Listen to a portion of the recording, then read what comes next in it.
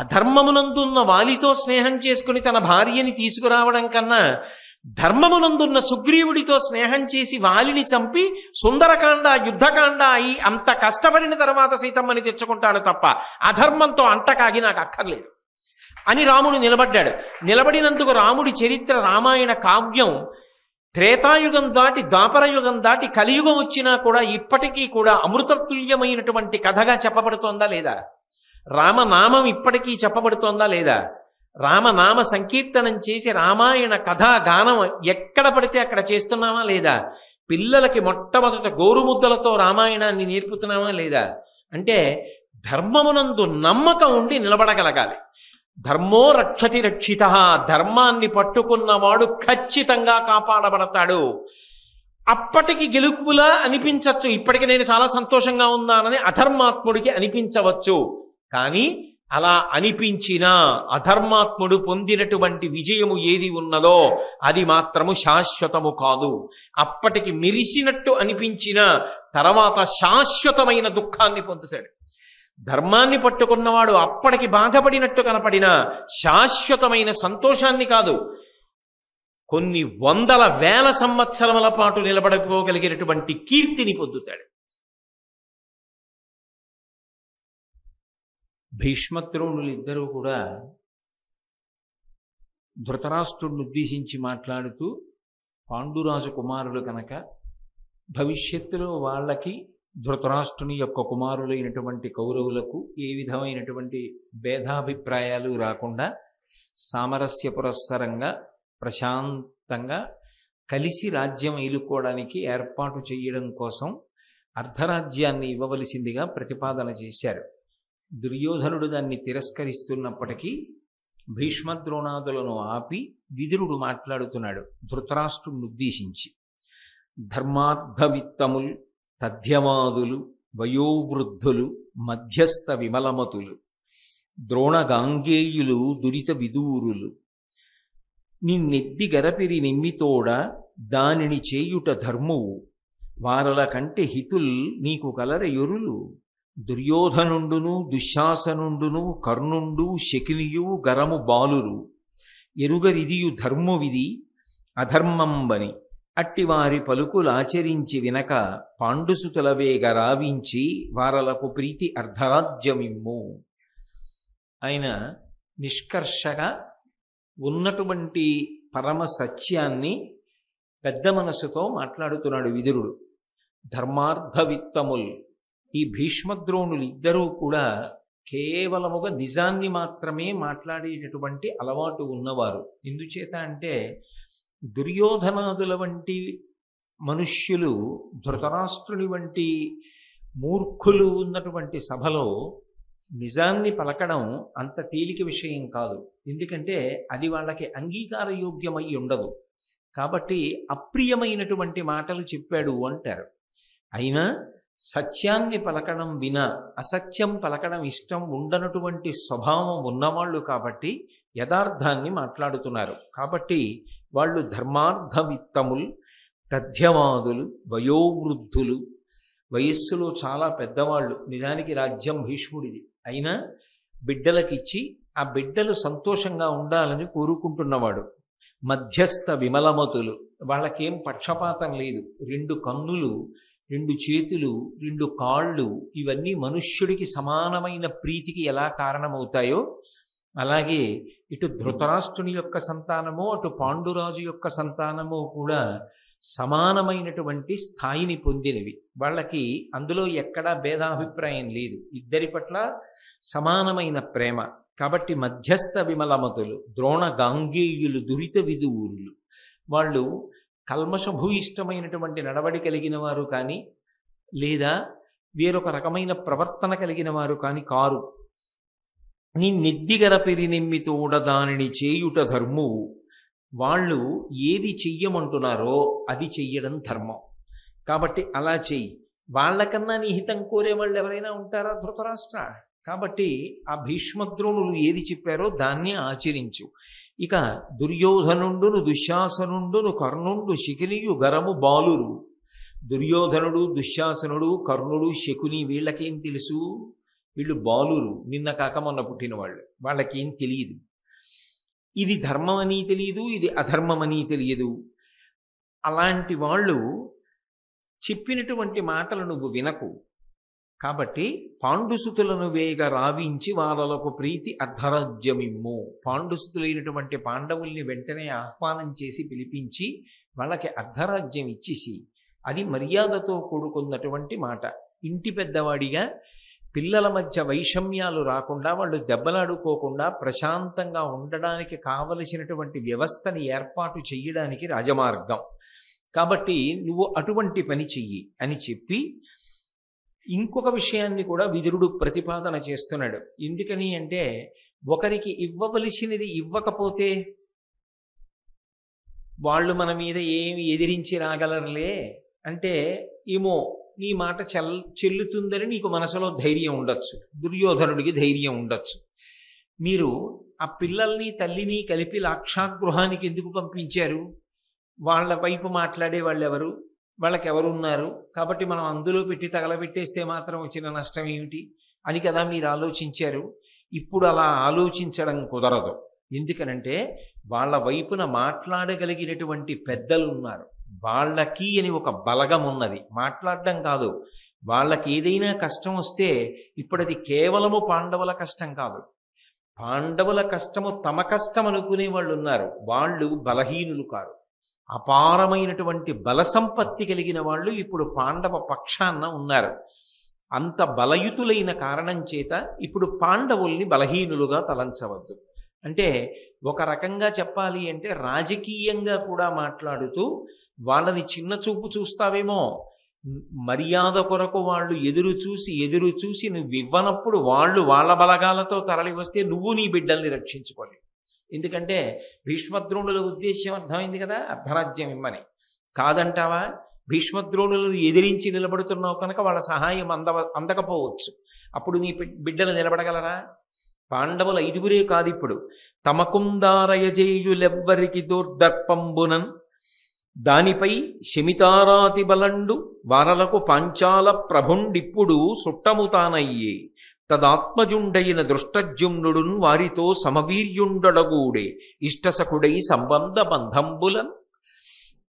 ఇవాళ విశేషమైనటువంటి బలాన్ని పాండవులు పుంజుకున్నారు. తమంత తాముగానే పాండవులు దుర్నిరీక్షులు. వాళ్ళకి నిజంగా చెప్పాలి అంటే ఎవరి బలం అక్కర్లా, వాళ్ళ 5గురే చాలు.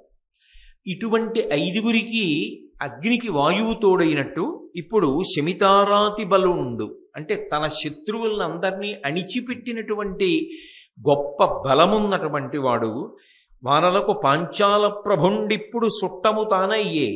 పాంచాల ప్రభు అయినటువంటి ద్రుపద మహారాజు గారు చుట్టం అయ్యాడు. స్వయంగా మామగారు కూతురు యొక్క అభ్యున్నతిని, అల్లుళ్ళ యొక్క అభ్యున్నతిని కోరుకోడు. మరి వాళ్ళ రాజ్యం వాళ్ళకి ఇవ్వకపోతే ద్రుపద మహారాజు ఒప్పుకుంటాడా? ఒప్పుకోడు. ద్రుపద మహారాజు ఏమైనా బలహీనమైన రాజు అనుకుంటున్నావా? తన యొక్క శత్రువులను అందరినీ కూడా అణిచిపెట్టినటువంటి పౌరుష పరాక్రమములు కలిగినటువంటి వాడు. తదాత్మజుండైన దృష్టజ్యుమ్నుడున్ వారితో సమవీర్యుండడగూడే. ఆ ద్రౌపదుడి యొక్క కొడుకు దృష్టజ్యుమ్నుడు, ఆయన అగ్నికుండంలోంచి ద్రౌపదీదేవితో కలిసి ఆవిర్భవించాడు. అపారమైనటువంటి పరాక్రమం ఉన్నవాడు. ఇప్పుడు పాండవులకి దృష్టజ్యుమ్నుడు తోడయ్యాడు, ద్రుపదుడు తోడయ్యాడు. కాబట్టి ఇష్టసకుడై సంబంధ బంధంబులం వీళ్ళందరూ కూడా ఒకటిగా అయి ఉన్నారు. కాబట్టి ఇప్పుడు పాండవులకు శక్తి లేదు అని నువ్వు నిర్ధారించుకోవడానికి అవకాశం లేదు. సామధాన భేద దండోపాయాలంటారే, అలా ధృతరాష్ట్రుడు జాగ్రత్త పడవలసిన అవసరాన్ని కూడా చెప్తున్నాడు విదురుడు. అంతేకాదు, బలదేవాచ్యుత సత్యకుల్ తమకు నొప్పన్మిత్రులం కూర్పు మంత్రులుగా దైవము మనుషంబుగల నిత్యుల్ నీకు దుర్యోధనాదుల కంటెన్ కడు భక్తులెంతయు వినీతుల్ వీరుల పాండుపుత్రుడి నీ పుత్రులు కారే వారి తగునే దురస్తులం చెయ్యగన్. ఓ ధృతరాష్ట్రుడా, ఇవాళ పాండవుల దగ్గర ఉన్నటువంటి బలగమే కాదు, తమకున్నటువంటి బుద్ధి వైశిష్ట్యం చేత, బుద్ధి బలం చేత ఎందరో మిత్రుల్ని చేకూర్చగలిగినటువంటి గొప్ప తెలివైనటువంటి వాళ్ళు పాండవ పక్షంలో ఉన్నారు. వాళ్లే బలరాముడు, కృష్ణ భగవానుడు, సాత్యకి, ఈ ముగ్గురు ఉన్నారు. ఈ ముగ్గురు మంత్రులై ఉన్నారు. మంత్రులై అంటే మంత్రాంగమును నెరపుతారు. పాండవుల పక్షాన కావలసినటువంటి ఆలోచన చెప్పడానికి, వాళ్ళకి కావలసినటువంటి మిత్రులు ఎంతమందినైనా సరే మళ్ళీ తీసుకొచ్చి కొత్తగా కలపడానికి సమర్థులు. అటువంటి చాతుర్యం ఉన్నవాళ్ళు. అటువంటి వాళ్ళు ముగ్గురు అటువైపు ఉన్నారు. అంతేకాదు, మానుష బలం ఒకటే నీ వైపు ఉంది, అటువైపు దైవ బలం ఉంది. దైవము మనుష్య రూపంలో తిరుగుతోంది కృష్ణుడిగా. దైవము బలరాముడి రూపంలో తిరుగుతోంది భూమి మీద. బలము మిగుల కలగ బలభద్రుడనిలో ఒక రమణుడగుట చేసి రాముడనియు సతికి పుట్టె గర్భ సంకర్షణంబున సంకర్షణుండనడి ఘనుడు సుతుడు అంటారు. సంకర్షణుడన్న పేరుతో బలదేవుడుగా సాక్షాత్ విష్ణు భగవానుడి యొక్క అంశ శేషాంశ వచ్చింది భూమి మీదకి. కాబట్టి అటువంటి బలదేవుడు గాని, పరిపూర్ణావతారమైనటువంటి భగవత్స్వరూపమైన కృష్ణ భగవానుడు కానీ, వాళ్ళని విడిచిపెట్టి ఉండనటువంటి మహాభక్తుడైనటువంటి సాత్యకి కానీ ఇవాళ పాండవ పక్షాన ఉన్నారు. అంటే కేవలము మనుష్య సహాయము కాదు, ఇప్పుడు ఉన్నది కాదు, వాళ్ళ మంత్రాంగము చేత ఏ క్షణంలోనైనా బలగాల్ని పెంచగలరు. వాళ్ళు పెంచగలగడం ఒకెత్తు, వాళ్ళు స్వయంగా దైవస్వరూపం. కాబట్టి ఇప్పుడు దైవ సహాయం ఎటువైపు ఉంది అంటే పాండవ పక్షం వైపుకుంది. అంత గొప్ప దైవ సహాయం పాండవ పక్షాన ఉంటే యువతల కర్ణుడున్నాడు, దుర్యోధనుడున్నాడు, దుశ్శాసనుడున్నాడు, ఇవన్నీ దేనికి పనికొస్తాయా ఈ మాటలు? కాబట్టి బాగా ఆలోచించుకో. అంటే ఒక రకంగా ధృతరాష్ట్రుడికి ఏ కొడుకు మీద వెర్రెక్కువో ఆ కొడుకు యొక్క భద్రతని ప్రశ్నిస్తున్నాడు. పాండవులకి వ్యతిరేకంగా నువ్వు ప్రవర్తించడం నీ బిడ్డలకి ఆపదని తెచ్చుకోవడానికి కారణమవుతుంది. కాబట్టి వాళ్ళ అర్ధరాజ్యం వాళ్ళకిచ్చి, భీష్మద్రోణులు చెప్పిన మాట సత్యం, అది నీ పెద్దరికాన్ని కూడా నిలబెడుతుంది, కుటుంబంలో శాంతిని నిలబెడుతుంది. కాబట్టి వెంటనే వాళ్ళకి ఇవ్వవలసినటువంటి అర్ధరాజ్యం వాళ్ళకి ఇచ్చేసి, పైగా నీకొకటి చెప్పనా, యథార్థానికి ఈ దుర్యోధనాదుల కన్నా కూడా అసలు నీ యందు చాలా ప్రేమ కలిగినటువంటి వాళ్ళెవరు అంటే అదిగో ఆ పాండుసుతులైనటువంటి పాండవులే. అటువంటి వాళ్ళని ఎందుకయ్యా దూరంగా ఉంచే ప్రయత్నం చేస్తావు? దానివల్ల నీకేం కలిసి వస్తుంది? నీకున్న 100 బిడ్డలు కాకుండా 5 కూడా కలిసి వస్తే నువ్వెంత బలవంతుడవుతావు? 105 మంది నీ చెప్పు చేతల్లో నీ కొడుకులై ఉండగా నువ్వెంత దుర్నిరీక్షుడవుతావు? వాళ్లే స్వతంత్రంగా వెళ్ళిపోయేవాళ్ళు కారే, నువ్వు అర్ధరాజ్యం ఇచ్చినా. మా పెద్దనాన్న అని ఎంత గౌరవించే మనుషులు, వాళ్ళని దూరంగా పెట్టుకోవడం ఎందుకు? నీ బిడ్డల్ని వృద్ధిలోకి తీసుకొస్తానన్న మాటతో వాళ్ళని ఎందుకు దూరంగా పెట్టుకుని పాడయ్యే ప్రయత్నం చేస్తావు అని ఎంత అందంగా మాట్లాడతాడో చూడండి. ఒక మంత్రికి ఉండవలసిన లక్షణం, ఒక సలహా చెప్పేటప్పుడు ఆలోచన యందు స్పష్టత. తాను ఒక విషయాన్ని ప్రతిపాదన చేస్తే ఆ విషయాన్ని ఎందుకు ప్రతిపాదన చేస్తున్నాడో, ఎన్ని కారణముల చేత సమర్థిస్తున్నాడో చూడండి. భీష్మద్రోణులు చెప్పారని నేను కూడా అన్నానండి అండం కాదు. భీష్మద్రోణులు అన్న మాట వెనక ఎంత సమర్థనీయమైన బలమైన కారణములు ఉన్నాయో చెప్తున్నాడు. అది విదురుని యొక్క బుద్ధి వైశిష్ట్యానికి కుశాగ్ర బుద్ధి అనిపించుకున్నవాడు. మంత్రిగా ఉండడానికి ఆయన పరమ యోగ్యుడు అని నిరూపించుకుంటున్నాడు. ధర్మానురక్తుడు అని తనకి తాను నిరూపించుకుంటున్నాడు. పైగా దుర్యోధనుడు అస్తమానం ఏమంటున్నాడు? పాండవుల మీదకి యుద్ధానికి వెళ్ళిపోదాం, ఇదే అదును, ఇంకా మిత్రులు చేరకముందే మట్టు పెట్టేద్దాం అంటున్నాడు. తగుదునమ్మ అని కర్ణుడోడు బయలుదేరుతున్నాడు యుద్ధానికి. మాట మాట్లాడితే అర్జునుడి మీద యుద్ధం చేస్తాను, నా దగ్గర విలువిచ్చే ఉంది, అర్జునుడిని మట్టు పెట్టగలనని కర్ణుడు మాట్లాడుతున్నాడు. ఆహవ భూమిలోన పరమార్థము పార్థుడు వైరివాహిని వ్యూహము వ్రచ్చచోట అఘవుండును వానికి మార్కొనంగనుత్సాహము చేయడన్న లఘుసారులు, అధీరులు, అసాహసులు, నిరుత్సాహులు, ద్రోహులై ఇదిరి చత్తురో మందురో మానవేశ్వర. అవతల నిజంగా అర్జునుడు యుద్ధానికి రావడం అంటూ జరిగితే చేతిలో గాంధీవాన్ని పట్టుకుని వింటినారిని కట్టి టంకారం చేసి అక్షయ బాణతూణిని బల నుంచి బాణబలను తీసి వింటినారికి తొడిగి సంధించి విడిచిపెట్టడం మొదలు పెడితే యువతల వైపు ఎన్ని కోట్ల మంది వీరులు నిలబడినప్పటికీ కూడా దాన్నంతటినీ కూడా చీల్చి చెండాడి ముందుకెళ్ళిపోగలిగినటువంటి సమర్థుడైనటువంటి అర్జునుడు వైరిపక్షంలో నిలబడి ఉండగా దేవేంద్రుడంతటి వాడు ఆయనకి ఎదురు నిలబడి యుద్ధం చేయడానికి జంకుతాడు.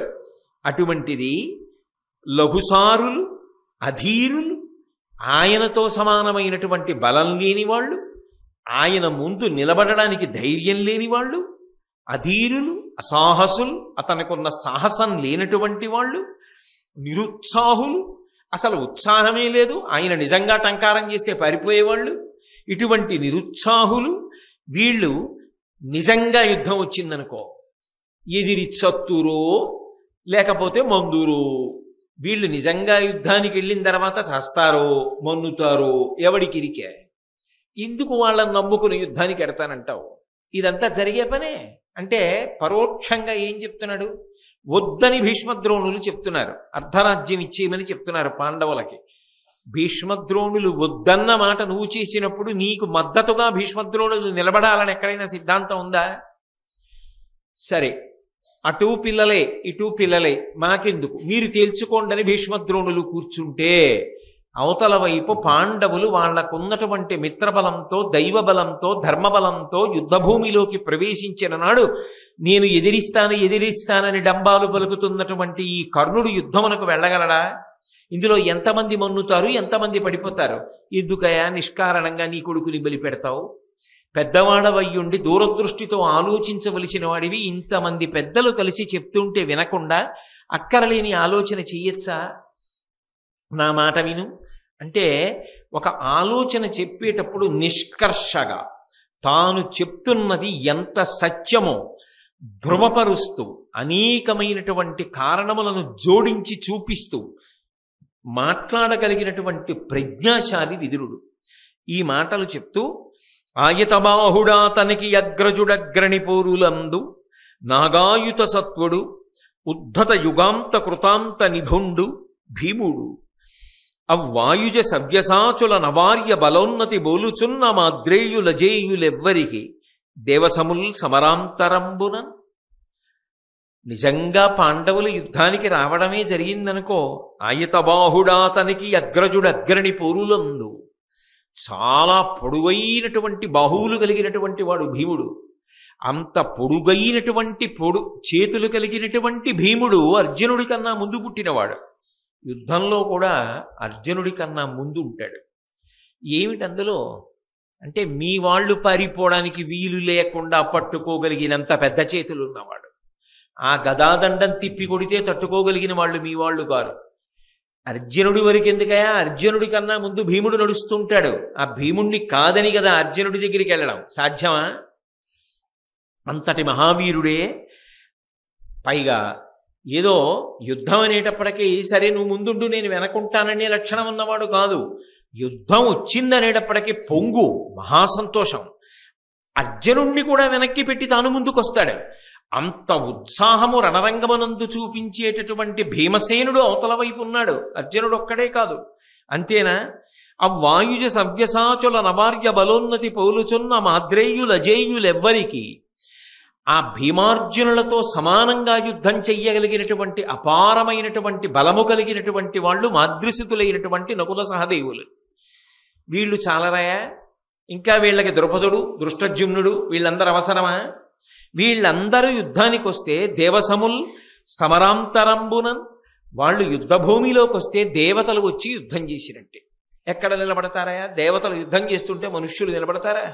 ఎందుకు నీకు పిచ్చి? నా మాట విను, నీ పిల్లల మాట నమ్మకు. వాళ్ళకేం తెలియదు బాలురు, వాళ్ళకి ఇంకా ధర్మాధర్మములై తెలియవు. నా మాట విడు, విని వాళ్ళని చక్కగా స్వాగతం పలికి అర్ధరాజ్యం వాళ్ళకి ఇచ్చేసి అని ధర్మరాజు గురించి ఒక మాట చెప్పాడు. చాలా గొప్ప మాట చెప్పాడు ధర్మరాజు గురించి. తమ్ముల ఎట్టుల తనకు వశమ్మయి ధర్మువును ధృతియు సత్యము కారుణ్యమ్మును ఒప్పగ పేర్మి నిజమ్ముగమను ధర్మజునకు అసాధ్యము కలదే. ఇక్కడ వరకు భీముడు, అర్జునుడు, నకులుడు, సహదేవుడు వీళ్ళ యొక్క పౌరుష ప్రతాపాలు చెప్పాడు.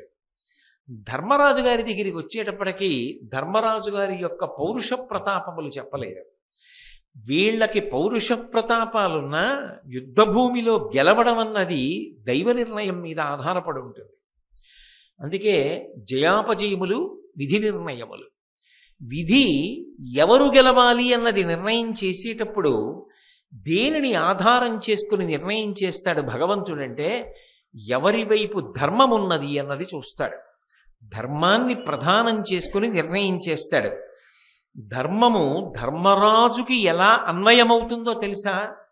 తమ్ముల ఎట్టుల తనకు వశమై, తమ్ముళ్ళు ఎలాగైతే ధర్మరాజు గారికి వశమై ప్రవర్తిస్తూ ఉంటారో, ధర్మరాజు గారి మాట వింటూ ఉంటారో, ఎప్పుడూ ధర్మరాజు గారిని తిరస్కరించారో, అలాగే ఆయన ఎప్పుడూ కూడా కొన్ని గొప్ప గుణముల చేత శోభిల్లుతూ ఉంటాడు. ఆయన చుట్టూ ఆయన తమ్ముళ్ళు ఎలా ఉంటారో ఆయన మాట వింటూ ఆయనకి వశవర్తులై తమ్ముళ్ళల్లా ఆయనకి కొన్ని గుణాలు ఉన్నాయి.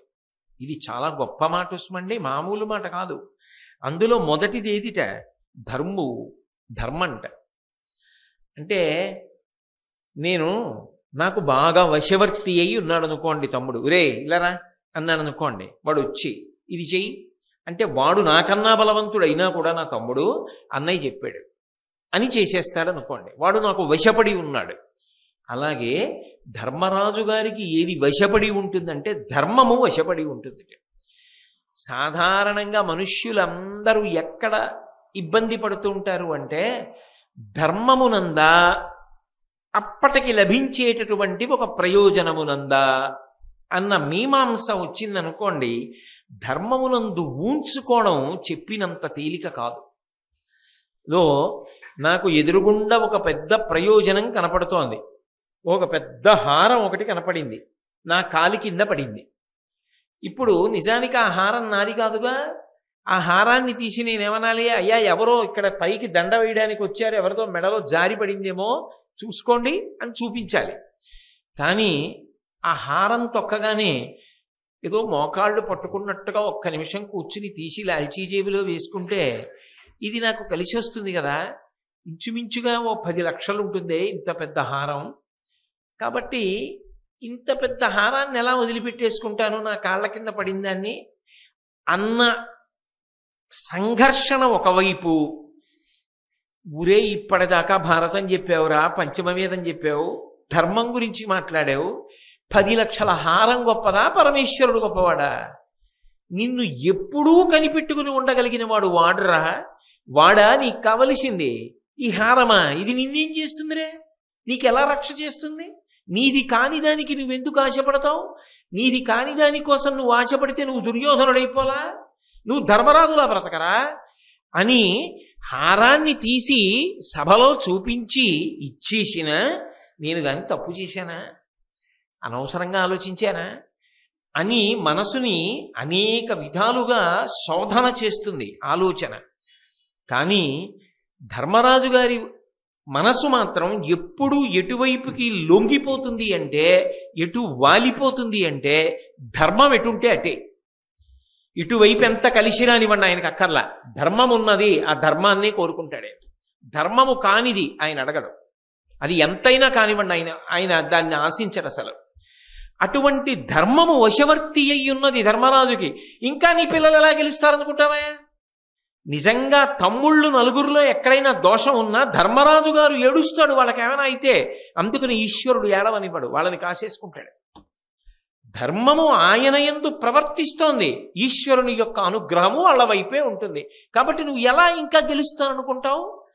ఈయనకి పౌరుష పరాక్రమాలు కాదు, పౌరుష పరాక్రమాలు లేనివాడని కాదు, కానీ తమ్ముళ్ళ పౌరుష పరాక్రమానికి నిజమైన రక్ష ఎక్కడుందంటే, తండ్రి లేని పిల్లలకి పెద్దవాడు అన్నగారు తండ్రితో సమానం కాబట్టి ఆయన ధర్మము వాళ్ళకి రక్ష అవుతోంది. కాబట్టి ధర్మము తనకు వశము. అలాగే ధృతి అంటే ధైర్యం. ధైర్యము అన్న మాటకు అర్థం ఏంటంటే ధర్మం పాటించడానికి ధైర్యం ఎందుకండి అంటే, ధైర్యము అన్న మాటకు అర్థం ఏమిటంటే ఈ ధర్మం నన్ను ఖచ్చితంగా కాపాడుతుంది. ఓ కష్టం వచ్చినప్పుడు కాసేపు మీరు ఈ ధర్మం మర్చిపోండి, సాయంకాలానికి మీ కార్యం ఎందుకు అవుదో మేము చూస్తాం. ధర్మం అనకుండా మీరు ఉండాలి అన్నారనుకోండి, మీరు ఇలాగే ధర్మం అని పట్టు కూర్చుంటే మాత్రం మీ కార్యం అవడానికి 2 ఏళ్ళు పడుతుంది అన్నారనుకోండి. 2 ఏళ్ళు పట్టినా పర్వాలేదు, ధర్మ మార్గంలోనే పెడతాను. అది నాకు శాశ్వతం. ఇప్పుడు నేను సాయంకాలానికి పని అయిపోయినా అది నన్ను రక్షించదు. నాకొద్దు, నాకు ఈ పక్కదారులొద్దు, నాకు ధర్మ మార్గంలోనే కావాలి అనడానికి ధైర్యం ఉండాలి. ఆ ధర్మము వలన రక్షణ పొందినది ఏదో అది శాశ్వతమన్న నమ్మకం ఉండాలి. మీకు నేను ఒక ఉదాహరణ చూపిస్తాను. రామచంద్రమూర్తి వాలితో సంధి చేసుకున్నాడు అనుకోండి, అసలు రామాయణంలో యుద్ధకాండ సుందరకాండ లేవు. వాలి చిటికి వేస్తే రావణాసురుడు తీసుకొచ్చి సీతమ్మని ఇచ్చేస్తాడు. కానీ ధర్మమునందు తానే లేడు వాలి, తానే అధర్మాచరణం చేస్తున్నాడు. అధర్మమునందున్న వాలితో స్నేహం చేసుకుని తన భార్యని తీసుకురావడం కన్నా ధర్మమునందున్న సుగ్రీవుడితో స్నేహం చేసి వాలిని చంపి సుందరకాండ యుద్ధకాండ అయి అంత కష్టపడిన తర్వాత సీతమ్మని తెచ్చుకుంటాడు తప్ప అధర్మంతో అంటకాగి నాకు అక్కర్లేదు అని రాముడు నిలబడ్డాడు. నిలబడినందుకు రాముడి చరిత్ర రామాయణ కావ్యం త్రేతాయుగం దాటి ద్వాపరయుగం దాటి కలియుగం వచ్చినా కూడా ఇప్పటికీ కూడా అమృతతుల్యమైనటువంటి కథగా చెప్పబడుతోందా లేదా? రామనామం ఇప్పటికీ చెప్పబడుతోందా లేదా? రామనామ సంకీర్తనం చేసి రామాయణ కథా గానం ఎక్కడ పడితే అక్కడ చేస్తున్నామా లేదా? పిల్లలకి మొట్టమొదట గోరుముద్దలతో రామాయణాన్ని నేర్పుతున్నామా లేదా? అంటే ధర్మమునందు నమ్మకం ఉండి నిలబడగలగాలి. ధర్మో రక్షతి రక్షిత, ధర్మాన్ని పట్టుకున్నవాడు ఖచ్చితంగా కాపాడబడతాడు. అప్పటికి గెలుపులా అనిపించవచ్చు, ఇప్పటికి నేను చాలా సంతోషంగా ఉన్నానని అధర్మాత్ముడికి అనిపించవచ్చు. కానీ అలా అనిపించినా అధర్మాత్ముడు పొందినటువంటి విజయము ఏది ఉన్నదో అది మాత్రము శాశ్వతము కాదు. అప్పటికి మెరిసినట్టు అనిపించిన తర్వాత శాశ్వతమైన దుఃఖాన్ని పొందుతాడు. ధర్మాన్ని పట్టుకున్నవాడు అప్పటికి బాధపడినట్టు కనపడిన శాశ్వతమైన సంతోషాన్ని కాదు, కొన్ని వందల వేల సంవత్సరముల పాటు నిలబడిపోగలిగినటువంటి కీర్తిని పొందుతాడు. రావణాసురుడు అప్పటికి సంతోషపడ్డట్టు కనపడ్డాడు, కానీ రావణుడు 10 తలలు తెగి పడిపోయాడు. రాముడి కీర్తి యుగాలు దాటిపోయినా నిలబడిపోయింది. ధర్మరాజు గారు అప్పటికి కష్టపడ్డట్టు కనపడ్డాడు, కానీ ధర్మరాజు గారి పేరు ఇప్పటికీ నిలబడిపోయింది. ధర్మమును పట్టుకున్నవాడు శాశ్వతమైన విజయాన్ని పొందుతాడు. అప్పటికి గెలిచినట్టుంటుందంతే అధర్మం, కానీ అప్పటికి గెలిచినట్టు కనపడిన అధర్మం శాశ్వతమైనటువంటి గెలుపుని పొందదు. దీని యందు నిశ్చయాత్మకమైన బుద్ధితో ధర్మాన్ని పట్టుకోవడానికి లోపల ధైర్యం ఉండాలి. ఎక్కడి నుంచి వస్తుంది ఆ ధైర్యం? ఏమిటి నమ్మకం పట్టుకుంటే గెలుస్తానని? అంటే రామాయణ భారత భాగవతములను ఋషులు ఇవ్వడానికి కారణం అదే. పట్టుకున్న వాళ్ళు పాడయ్యారని ఉన్నదా? ఇవి ఇతిహాసములు, ఇవి కల్పిత గాథలు కావు, ఇవి సత్యములు. అయినప్పుడు ధర్మాన్ని పట్టుకున్న వాళ్ళు గెలిచారని నీకు ఇంత గొప్పగా ఉదాహరణ ఉంటే, అధర్మాన్ని పట్టుకున్నవాడు ఇప్పుడు గెలిచాడేమో, ఒక గంట గెలిచాడేమో, కానీ వాడు శాశ్వతమైన గెలుపుని మాత్రం పొందడు. సరికదా? అధర్మాన్ని పట్టుకున్నవాడు తానొక్కడే పోడు, తానితో పాటు కలిత్రాణిచ సౌమ్యాని మిత్రవర్గం స్తథైవచ యదీచ్ఛతి చిరం భోక్తం ఆకృధా రామవిప్రియం అంటాడు మారీచుడు అరణ్యకాండలో, రామాయణంలో. తానొక్కడు కాదు, తనతో పాటు తన భార్య, తన బిడ్డలు, తన చుట్టూ ఉన్నవాళ్ళు అందరూ కట్టకట్టుకు నశించిపోతారు. రావణుడి పరివారం ఏమైంది? దుర్యోధనుడి పరివారం ఏమైంది? కానీ ధర్మాన్ని పట్టుకున్న వాళ్ళు ఏమయ్యారు? 5గురు అలాగే నిలబడ్డారా? రామలక్ష్మణ భరత శత్రుఘ్నులు 4 అలాగే నిలబడ్డారా? మరి నీకు ధైర్యం పొందడానికి ఇవి ఊతములా కావా? ఇవి కేవలం చెప్పుకోవడానికి పనికొస్తే ఆచరించడానికి పనికి రాకపోతే నీకు నమ్మకం లేదని గుర్తు. ధృతి అంటే నమ్మకం, ధైర్యం. అది ఉన్నవాడు ధర్మరాజు. కాబట్టి ఇప్పటికీ ఓర్పు పట్టి ఉన్నాడు. ఆయన తలుచుకుంటే, మా పెదనాన్న నిజానికి మమ్మల్ని చంపడానికి పన్నాగం పన్నాడు, విదురుడు చెప్పలేదా? లాక్షాగృహాన్ని తగలబెట్టే ప్రయత్నం చేయలేదా? ఎన్ని కష్టాలు పడ్డారు. ఇవాళ మీరు మాకు మామగారు అయ్యారు, కృష్ణార్జునుడు కలిసి వచ్చారు, దృష్టజ్యుమ్నుడి తోడుంది, నేను పంపిస్తాను సందేశం. మర్యాదగా రాజ్యం ఇస్తావా, యుద్ధభూమిలో కలుస్తావా అని ఎవరు పంపించాలి? నిజానికి రాయబారం ధర్మరాజు పంపించాలి. పంపాడా? పంపలేదు. పెద్ద తండ్రి తప్పో ఒప్పో తన తప్పు తాను తెలుసుకోవాలి. నేను కొడుకుని నేను చెప్పడం ఏమిటి? ఆయన తప్పు ఆయన దిద్దుకొని ఆయన పిలిచి అర్ధరాజ్యం ఇవ్వాలి. ఓర్మి పడతానన్నాడు. ధర్మము నెగ్గుతుంది. ఆయన ధర్మానికి వెనక తమ్ముళ్ళు కూడా ఓర్పు పట్టారు. చెప్పకుండా చెప్తున్నాడు విదురుడు, ఇవి ధర్మరాజు యొక్క గుణములు, చేతకానితనమని భావించకు, కాలిపోతావు ధృతరాష్ట్ర. యువతలవాడి ఓర్పు, ధర్మాన్ని పట్టుకున్నటువంటి వాడి సహనం, అవతల వాడికి చేతకానితనంగా కనపడితే ఇప్పుడు కాదు, కోటి పుట్టుకలలో నశిస్తాడు. అది ధర్మమునందు కలిగిన శ్రద్ధ తప్ప చేతకానితనం కాదు, లేకపోతే ఉపేక్షించడము కాదు. కేవలము ధర్మమునందు అనురక్తి చేత అలా ఉన్నారు. అవి ధర్మరాజుకున్నటువంటి గొప్ప గుణములు. తెలుసుకో ధృతరాష్ట్ర మహారాజా. కాబట్టి ధృతియు సత్యము, సత్యము అంటే భగవంతుడే, సత్యము అంటే మారనిదేదో సత్యము. మారని సత్యమును పొందడానికి మారుతున్న ధర్మాన్ని అనుష్ఠిస్తారు. ధర్మం ఎప్పుడూ మారిపోతూ ఉంటుంది. ఇప్పుడు నాకు కేవలము భారతం మాట్లాడడం ధర్మం. నేను కిందకు వచ్చేసిన తర్వాత నేను నా స్నేహితుడితో మాట్లాడితే స్నేహధర్మం, నా భార్య ముందు నిలబడితే భర్తృధర్మం. నేను ఎక్కడ నిలబడ్డానన్న దాన్ని బట్టి నా ధర్మం మారిపోతూ ఉంటుంది. సత్యము, భగవంతుడు సత్యం, శివం, సుందరం ఆయనకి పర్యాయ పదాలు. ఆయన మారడం, ఆయన ఎప్పుడూ అలాగే ఉంటాడు. సత్యధర్మములు ఎలా ఉంటాయంటే సత్యము తెరలాంటిది, ధర్మము దాని మీద పడేటటువంటి చలనచిత్రం లాంటిది.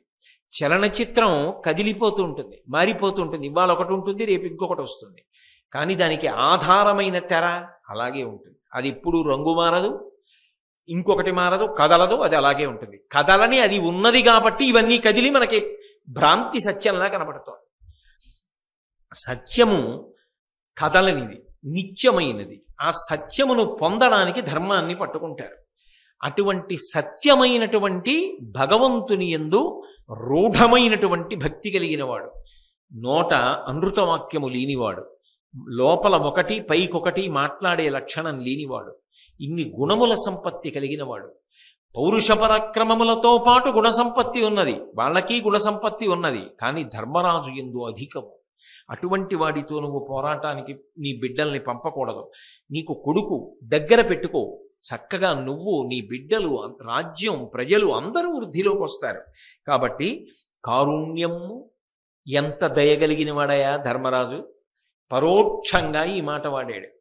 నిజంగా తనని చంపాలనుకున్న వాణ్ణి క్షత్రియుడు వదిలిపెట్టాడు.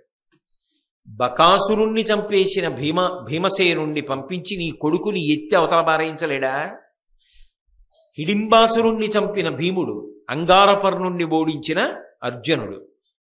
చిటిక వేస్తే సరిపోదా వెనక కృష్ణార్జునులు, ద్రుపదుడు, దృష్టజ్యుమ్నుడు. కానీ పెద్ద తండ్రి కళ్ళు లేనివాడు, వాళ్ళు నా తమ్ముళ్ళు, వాళ్ళు తప్పు చేస్తే నేను కూడా కోప్పడి వాళ్లతో యుద్ధం చేసి వాళ్ళ కంఠాలు కోసేస్తే ఇంకా అర్థం ఎక్కడుంది? తమ్ముళ్ళు కదూ, చిన్నవాళ్ళు కదూ, తప్పు చేశారు. పెదనాన్న కళ్ళు లేనివాడు, ఏం చెప్పారో ఏం విన్నాడో ఓన్లీ ఆయనే దిద్దుకుంటాడు. ఎంత దయగలిగిన వాడయ్యా! ఇంత దయగలిగిన వాడి మీదకి యుద్ధానికి పంపిస్తావా నీ పిల్లల్ని? ఎంత అందంగా అవతలవాడు విషయాన్ని బాగా అర్థం చేసుకునేటట్టుగా ఎంత ప్రౌఢిమతో మాట్లాడుతున్నాడో చూడండి. ఒప్పగ పేర్మి నిజమ్ముగమను ధర్మజునక సాధ్యము గలదే. ఇన్ని గుణములు కలిగినటువంటి ధర్మరాజు గారి పట్ల దైవం ఎప్పుడూ తన యొక్క ప్రేమ ప్రకటిస్తాడు కదా. ఆ ధర్మరాజుకి లోకంలో అసాధ్యం ఉంటుందా? ఏదైనా సాధించగలడు కదా. కాబట్టి నా మాట విను, పాండవులను ఆహ్వానించి అర్ధరాజ్యం ఇచ్చేయి అన్నాడు. అన్నీ విన్నాడు. ముందన్నిటికన్నా ధృతరాష్ట్రుడు దేనికి ఎక్కువ ప్రాధాన్యత ఇస్తాడంటే, ఇప్పుడు పాండవులకు అర్ధరాజ్యం ఇవ్వకుండా ఉండడం తన బిడ్డలకి క్షేమం కాదు. కాబట్టి మొదటికి మోసం వస్తుంది. అందుకని వెంటనే విదురుణ్ణే పిలిచన్నాడు, నువ్వే వెళ్ళు పాంచాల రాజ్యానికి. వెళ్ళి అక్కడ ఉన్నటువంటి పెద్దలందరికీ కూడా రత్నములు మొదలైనటువంటి అమూల్యమైన కానుకలని మన వాళ్ళందరికీ ఆహ్వానం పలుకు. పాండవుల 5గురిని, కుంతీదేవిని, కోడలు ద్రౌపదీదేవిని సాదరంగా తీసుకునిరా. తీసుకొచ్చిన తర్వాత కొంతకాలం ఇక్కడ ఉన్న తర్వాత పెద్దలైనటువంటి మీ అందరి సమక్షంలోనే అర్ధరాజ్య విభాగం చేస్తాను. చేసి సగం రాజ్యాన్ని ధర్మరాజుకి ఇస్తాను, సగం రాజ్యం దుర్యోధనుడికి చెందుతుంది. కాబట్టి ఇలా రాజ్య విభాగం చేస్తాను. నిజానికి దాన్ని కూడా ఒప్పుకోవాలా ఒప్పుకోక్కర్లేదా ధర్మరాజు అంటే ఒక పెద్ద ధర్మమీమాంస. కానీ ఆయన ఒప్పుకుంటాడు. కాబట్టి తీసుకురా. ఇప్పుడు విదురుడే బయలుదేరి పాంచాల రాజ్యానికి వెళ్ళాడు. వెళ్ళి అంతఃపురంలో ద్రుపద మహారాజుని కలుసుకుని ధృతరాష్ట్రుడు పంపించినటువంటి రత్నములు మొదలైనటువంటి కానుకలు అక్కడ ఉన్నటువంటి పెద్దలందరికీ కూడా యథోచితంగా సమర్పించి ద్రుపదుణ్ణి ఉద్దేశించి మాట్లాడుతున్నాడు. ఇది అంత తేలిక అని మీరు అనుకోకూడదు. ఎందుకని అంటే ఈ మాట్లాడడం అనేటటువంటిది నివురు కప్పిన నిప్పు. ద్రుపదుడికి అన్నీ తెలుసు కదా, ఇప్పుడు ఒక అనుబంధం ఉంది కదా అల్లుళ్ళ మీద. ఎలా పంపిస్తాడంత తేలిగ్గా? తన కూతురి పసుపు కుంకాలకి సంబంధించిన విషయం లాక్షాగృహంలోనే పెట్టి చంపేద్దాం అనుకున్నవాడు ఇప్పుడు అక్కడికి పంపించిన తర్వాత హస్తినాపురానికి ఏదైనా చేస్తే పిల్లల్ని. కాబట్టి ద్రుపదుడికి కొన్ని అనుమానాలు ఉంటాయి. పూర్వం ఇలా ఎందుకు చేశాడని అడిగే అవకాశం ఉంటుంది. అలా లేకుండా ఎంతో పెద్దరికంగా ఎంతో ప్రేమతో జరిగిపోయింది ఇప్పుడు పరమ ప్రేమతో పిలుస్తున్నాడు అన్న సందేశం అంతర్లీనంగా అందులోకి రావాలి. అంత అందంగా మాట్లాడాలి. ధృతరాష్ట్రుడి పెద్దరికాన్ని నిలబెట్టాలి, కార్యాన్ని సాధించాలి. అందుకే ద్రుపదుడి దగ్గరికి వెళ్ళన్నాడు, అభిజాతుండవు ధర్మశీలుడవు నీయందైన సంబంధమిందభిరమ్యంబు అనురూపమిష్టమని సౌహార్దంబునన్ జాహ్నవీ ప్రభవుండును ధృతరాష్ట్రుడున్ కృపుడు కుంభప్రోద్భవుండును యశో విభవాలంకృత సంతసంబువడి రుర్వీవంద్యులిష్టంబునన్. ఓ ద్రుపద మహారాజా, చాలా గొప్ప వంశంలో జన్మించినటువంటి వాడివి, ఎప్పుడూ ధర్మాన్ని అనుష్ఠించేటటువంటి లక్షణం ఉన్నటువంటి వాడివి. అటువంటి మీ వంశంలో పుట్టినటువంటి కన్యకామణి అయినటువంటి ద్రౌపదీదేవిని పాండవులు 5 వివాహం చేసుకోవడం, ఆ అమ్మాయి కోడలైనందుకు ధృతరాష్ట్ర మహారాజు ఎంత సంతోషిస్తున్నాడయో, ఇవాళ ఎంత ఆనందం పొందుతున్నాడయా, మీతో సంబంధం కలిసిందని. జాహ్నవీ ప్రభవుండును గంగాసుతుడైనటువంటి ఆ భీష్మాచార్యుల వారు, ధృతరాష్ట్రుండు కృపుండు కృపాచార్యుల వారు, కుంభప్రోద్భవుండును కుంభము నుండి ఆవిర్భవించినటువంటి గురువైన ద్రోణాచార్యుల వారు, అలాగే విభవాలంకృత సంతసంబువడి రుర్వీవంద్యులిష్టంబునన్. అందరూ ఎంత ఆనందాన్ని పొందుతున్నారో, నీతో సంబంధం కలిసింది, నీకు అల్లుళ్ళయ్యారని. కాబట్టి వాళ్ళందరూ కూడా తాము పొందినటువంటి సంతోషాన్ని నీకు తెలియచెయ్యమన్నారు. తల్లియు పుత్రులేవురు నుదాత్తమతుల్ తమ యొద్దవాసినన్ కల్లడమంది అందరును తద్దయు దుఃఖిత చిత్తులేరి నీ అల్లుర పాండుపుత్రుల ప్రియంబున చూడగ కొరుచున్నవారు ఎల్ల జనంబులుం కురుకులేశ్వరుడాదిగ బంధువర్గమున్. ఈ తల్లియు కుంతీదేవి 5 కొడుకులు చాలా కాలం క్రితం కదూ, ఏదో విశ్రాంతి తీసుకుంటారు, సంతోషంగా గడుపుతారని వారణావతానికి పంపించారు. ఆ లాక్షాగృహంలో ఉంచారు. అకస్మాత్తుగా అది దగ్ధమైపోయింది. పిల్లలు ఏమైపోయారో, కుంతి ఏమైపోయిందో అని ఎంత ఏడ్చారో. అదృష్టవశాత్తు తెలిసింది బ్రతికే ఉన్నారు, నీకు అల్లుళ్ళయ్యారని. అది విని తన కొడుకులేగా, తమ్ముడి కొడుకులు తన కొడుకులు కారు, అందుకని తన కొడుకుల్ని చూడాలని ఎంత తాపత్రయపడుతున్నాడో ధృతరాష్ట్రుడు. అంత ప్రేమ ఉన్నవాడని విదురుడు చెప్తున్నాడు. నిజంగా ప్రేమ ఉన్నవాడా అంటే ఇంటి గుట్టు బయట మాట్లాడకుండా ఇంటి గౌరవాన్ని నిలబెట్టుకుంటున్నాడు. అది ధర్మం. ఎందుచేత అంటే, ఒకటి తాను మంత్రి, పంపినది రాజాజ్ఞగా పంపించాడు. అయినప్పుడు రాజప్రతినిధిగా వచ్చినప్పుడు తాను రాజు యొక్క గౌరవాన్ని నిలబెట్టాలి. రాజు గౌరవాన్ని మంత్రి నిలబెట్టలేకపోతే ఏం ధర్మం అది? విశేషించి వీళ్ళు ఆ ఇంటికి చెందిన వాళ్ళు, ఏదున్నా ఆ ఇంట్లో తేలవలసిన విషయమే కానీ అది ఈ ఇంట పంచాయతీ పెట్టవలసిన విషయం కాదు. అది ఆ ఇంట్లోనే జరగాలి, అంతే, అంతవరకు.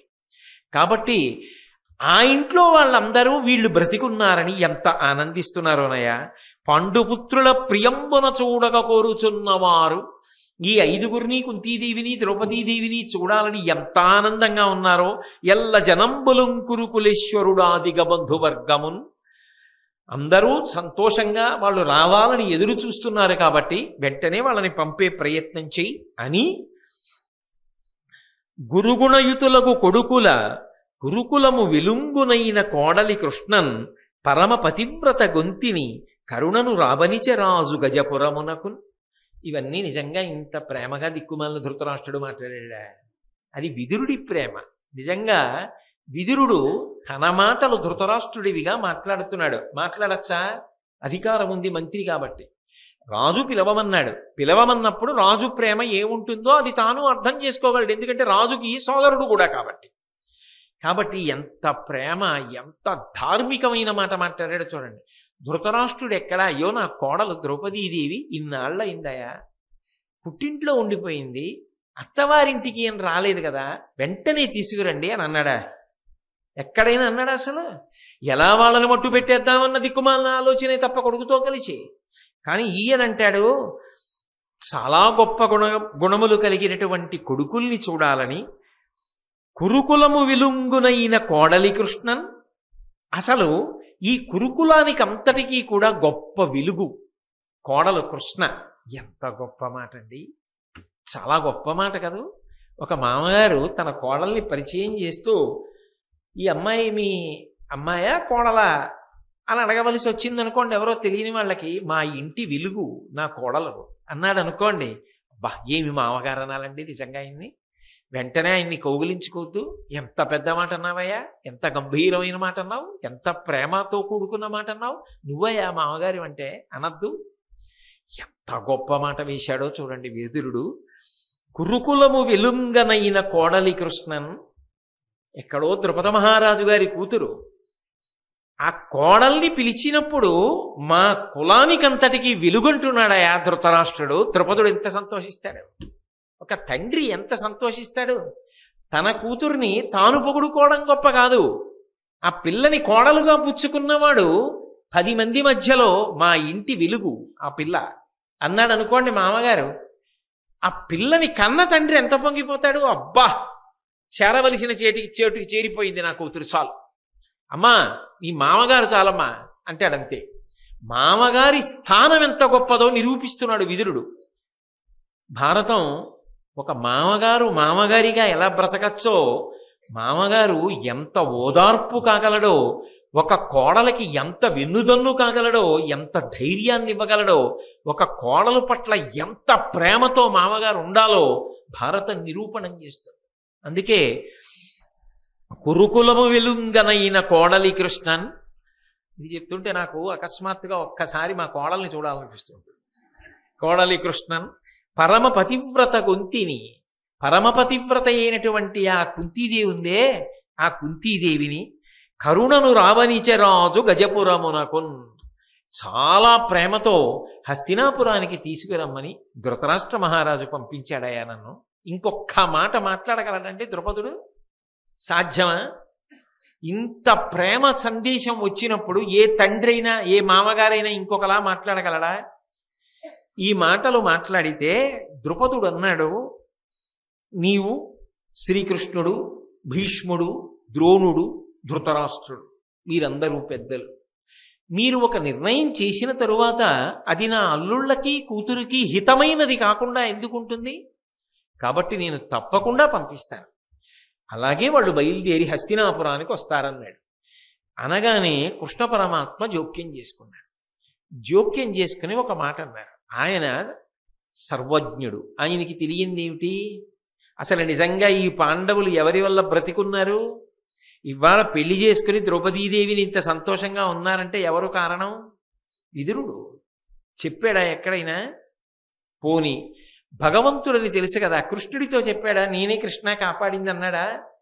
అంటే ఆయన భక్తి ఎంత గొప్పదంటే, కృష్ణ కాపాడింది నేనన్నట్టు కనపడతాను, నేను నీ చేతి పనిముట్టుని, నన్ను వాడి నువ్వు కృష్ణ కాపాడింది, నీకు నేను చెప్పడం ఏమిటి? కాబట్టి చెప్పను. అది భక్తి. భక్తి ఎందు డాంబిక ఉండదు. ఆయనకు అన్నీ తెలుసు, నేను ఎందుకు చెప్పడం? కానీ కష్టాన్ని చెప్పకుండా మాత్రం ఉండడు, చెప్తాడు. ఎందుకు చెప్తాడో తెలుసా? అంటే భగవంతుడు సర్వజ్ఞుడు కాడా, నువ్వెందుకు చెప్పడం? నీ కోరిక ఏమిటో భగవంతుడికి.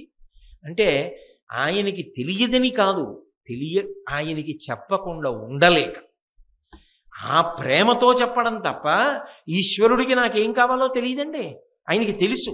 మరెందుకు చెప్పడం? అంటే తండ్రి దగ్గర చెప్పకుండా ఉండలేక చెప్పినట్టు చెప్పడం తప్ప ఆయనకి తెలియదని కాదు.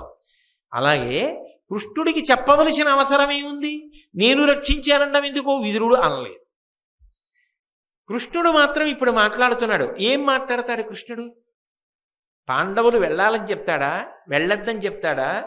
ఏమయ్యో ఈ లాక్షాగృహంలో దహించారు, అక్కడ దుర్యోధనుడు సామాన్యుడుగాడు, చాలా జాగ్రత్త సుమా, మీరు అక్కడికి వెళ్ళి మళ్ళీ ఒళ్ళు మరిచి ప్రవర్తించకండి సుమా, ధర్మరాజా చాలా జాగ్రత్త సుమా అని విదురుడిలాగే ఏదైనా సంకేత భాషలో మాట్లాడతాడా?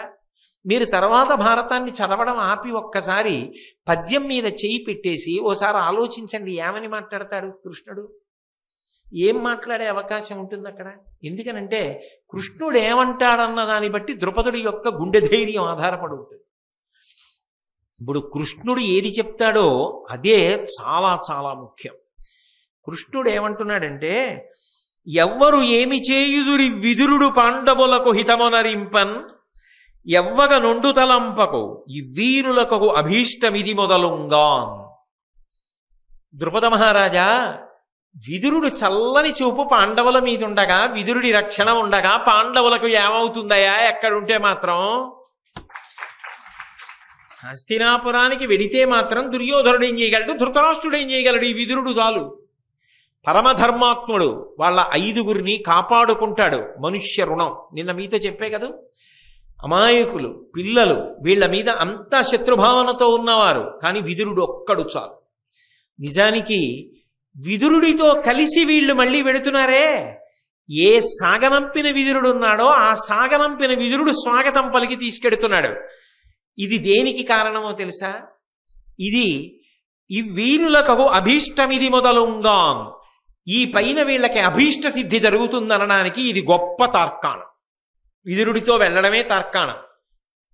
ఇంకొక ప్రబల సాక్ష్యం ఏమిటో తెలుసా? వీళ్ళకిప్పుడు మహాపతివ్రత అయినటువంటి ఇల్లాలుంది, సకల గుణశోభిత యాజ్ఞసేని. ఆవిడ ఇంట ప్రవేశించిన వేళ వీళ్ళకి లక్ష్మి కూడా కలిసి వస్తుంది. ఇప్పుడు ఈవిడితో కలిసి అత్తారింటికి ఎడుతున్నారు. అర్ధరాజ్యం బుచ్చుకుని తమ అంతఃపురానికి ఎడతారు. ఇక మళ్ళీ ఇక్కడికి రావలసిన అవసరం ఉండదు. ద్రుపద మహారాజా, వీళ్ళకి అన్ని శుభములు ప్రారంభం అవుతాయి, వాటికి కారణం నీ కూతురు ద్రౌపది అన్నాడా? అనక్కర్లేదు. ఇది ఈ దేశం యొక్క మర్యాద, ఇది ఈ దేశం యొక్క గౌరవం. అది అంత గొప్పగా ఆ విదురుడితో కలిసి వెళ్ళడం చాలు. ఆయన ఉండగా వాళ్ళని చెనకగలిగిన వాడెవరయ్యా? ఆయన ఉండగా వాళ్ళకి ఇబ్బంది వస్తుందని అసలు ఆలోచన చెయ్యవలసిన అవసరం ఏముందయా అని కృష్ణ భగవానుడంతటి వాడు కితాబునిచ్చాడు అంటే పాండవుల యొక్క గొప్పతనం ఇటువంటిదో మీరు ఆలోచించండి. అయితే కృష్ణుడి ఆలోచన ద్రౌపది గురించి అలా ఉంటుంది, విదురుడి గురించి అలా ఉంటుంది. కానీ హీన మనస్తత్వం అంటే దుర్యోధనుడి వంటి వాడైతే ఏమని ఆలోచిస్తాడంటే 5గురికి ఒక్క ఇల్లాలు సంభవమా, ఆవిడ వల్లే గొడవలు తేవచ్చు. అందుకే నారదుడు జాగ్రత్త పడ్డాడు. ఆ గొడవలు రాకుండా ఎలా ప్రవర్తించాలో కట్టుదిట్టం చేశాడు. కాబట్టి ఈ ద్రౌపదీదేవిని ఆధారం చేసే విడగొట్టచ్చని దుర్యోధనుడు అనుకుంటుంటాడు. ఇక్కడ ఉన్న 5గురు ఒక్క తల్లి బిడ్డలు కారు, ఒక తండ్రి బిడ్డలేమో. శాసించడానికి ఆ తండ్రి లేడు. ఇక్కడ ఉన్నది ఒక్క తల్లే ఉంది, రెండో తల్లి లేదు. కుంతి పిల్లలు ఉన్నారు, మాద్రి పిల్లలు కూడా ఉన్నారు, కానీ మాద్రి లేదు. కాబట్టి కుంతి మాద్రి పిల్లల పట్ల సవతి ప్రేమ చూపిస్తోందని చెప్పడం చాలా తేలిక. అందుకని వీళ్ళని విడదీయచ్చు అనుకున్నాడు. కానీ అసలు అలా చెప్పడానికి అవకాశం ఉండేటట్టు కుంతి ప్రవర్తిస్తే కదా, అది వాళ్ళ గొప్పతనం. అంటే మీరు భారతం నుంచి ఒక గొప్ప విషయాన్ని తెలుసుకోవలసి ఉంటుంది. మీరని కాదు, నేను కూడా ఒక గొప్ప విషయాన్ని తెలుసుకోవాలి. ఒక ఇంటి భద్రత, ఒక ఊరి భద్రత, ఒక సందు భద్రత, ఒక దేశ భద్రత దేని మీద ఆధారపడి ఉంటాయో తెలుసా? మీరు ఎప్పుడు ఎవరు కట్టుబాటుతో కలిసి ఉండాలో వాళ్ళు కలిసి ఉండకపోతే అక్కడ వచ్చేటటువంటి ఛిద్రం వల్ల ఎవరు అక్కడున్నారో వాళ్ళే నశించిపోతారు. ఒక ఇంట ఉన్నామో ఆ ఇంటి గౌరవాన్ని నిలబెట్టాలి ఆ ఇంట్లో ఉన్న వాళ్ళందరూ. అంతే తప్ప ఒక ఇంట్లో ఉండి అత్తగారు కోడల్ని ఎలా పాడు చేద్దాం, కోడల్ని ఎలా ఏడిపిద్దాం, కోడలి కళ్ళంబట ఎలా నీళ్లు కారుతాయి అని అత్తగారు ఆలోచించి, విసిగెత్తిపోయిన కోడలు ఈ అత్త ఎలా ఏడుస్తుంది అని కోడలు ఆలోచించి, అత్తగారి మాట కాదనలేని బలహీన మనస్తత్వంతో మామగారు కొడుకుని కోడల్ని అదుపు చెయ్యలేక ఆయన బలహీనుడై నిలబడిపోయి, ఎటూ చెప్పలేక చిన్నపిల్లవాడు కొడుకు నిలబడిపోయి, అన్నదమ్ములు వాళ్ళల్లో వాళ్ళు దెబ్బలాడుకుంటే ఆ ఇంట్లో ఉన్న వాళ్ళకి ఏమైనా మనశ్శాంతి ఉంటుందా? కలిసి తింటారేమో, కలిసి ఇంట్లో పడుకుంటారేమో, ఆ ఇల్లు ఆదర్శం అవుతుందా? ఆ ఇంట్లో ధైర్యం ఉంటుందా? భార్య మీద ధైర్యంతో భర్త వదిలి వెళ్ళగలడా కార్యాలయానికి? వెళ్ళలేడు. అత్తా కోడళ్ళు దెబ్బలాడుకుంటారు. నా కోడలుంది నాకే అని అత్తగారు ఉండగలదా? మా అత్తగారు ఉన్నారు నాకే అని కోడలు ఉండగలదా? నా కొడుకులు కోడళ్ళు ఉండగా నాకే అని తండ్రి ఉండగలడా? ఆ ఇంట నిజంగా ఎలా ఉండాలి?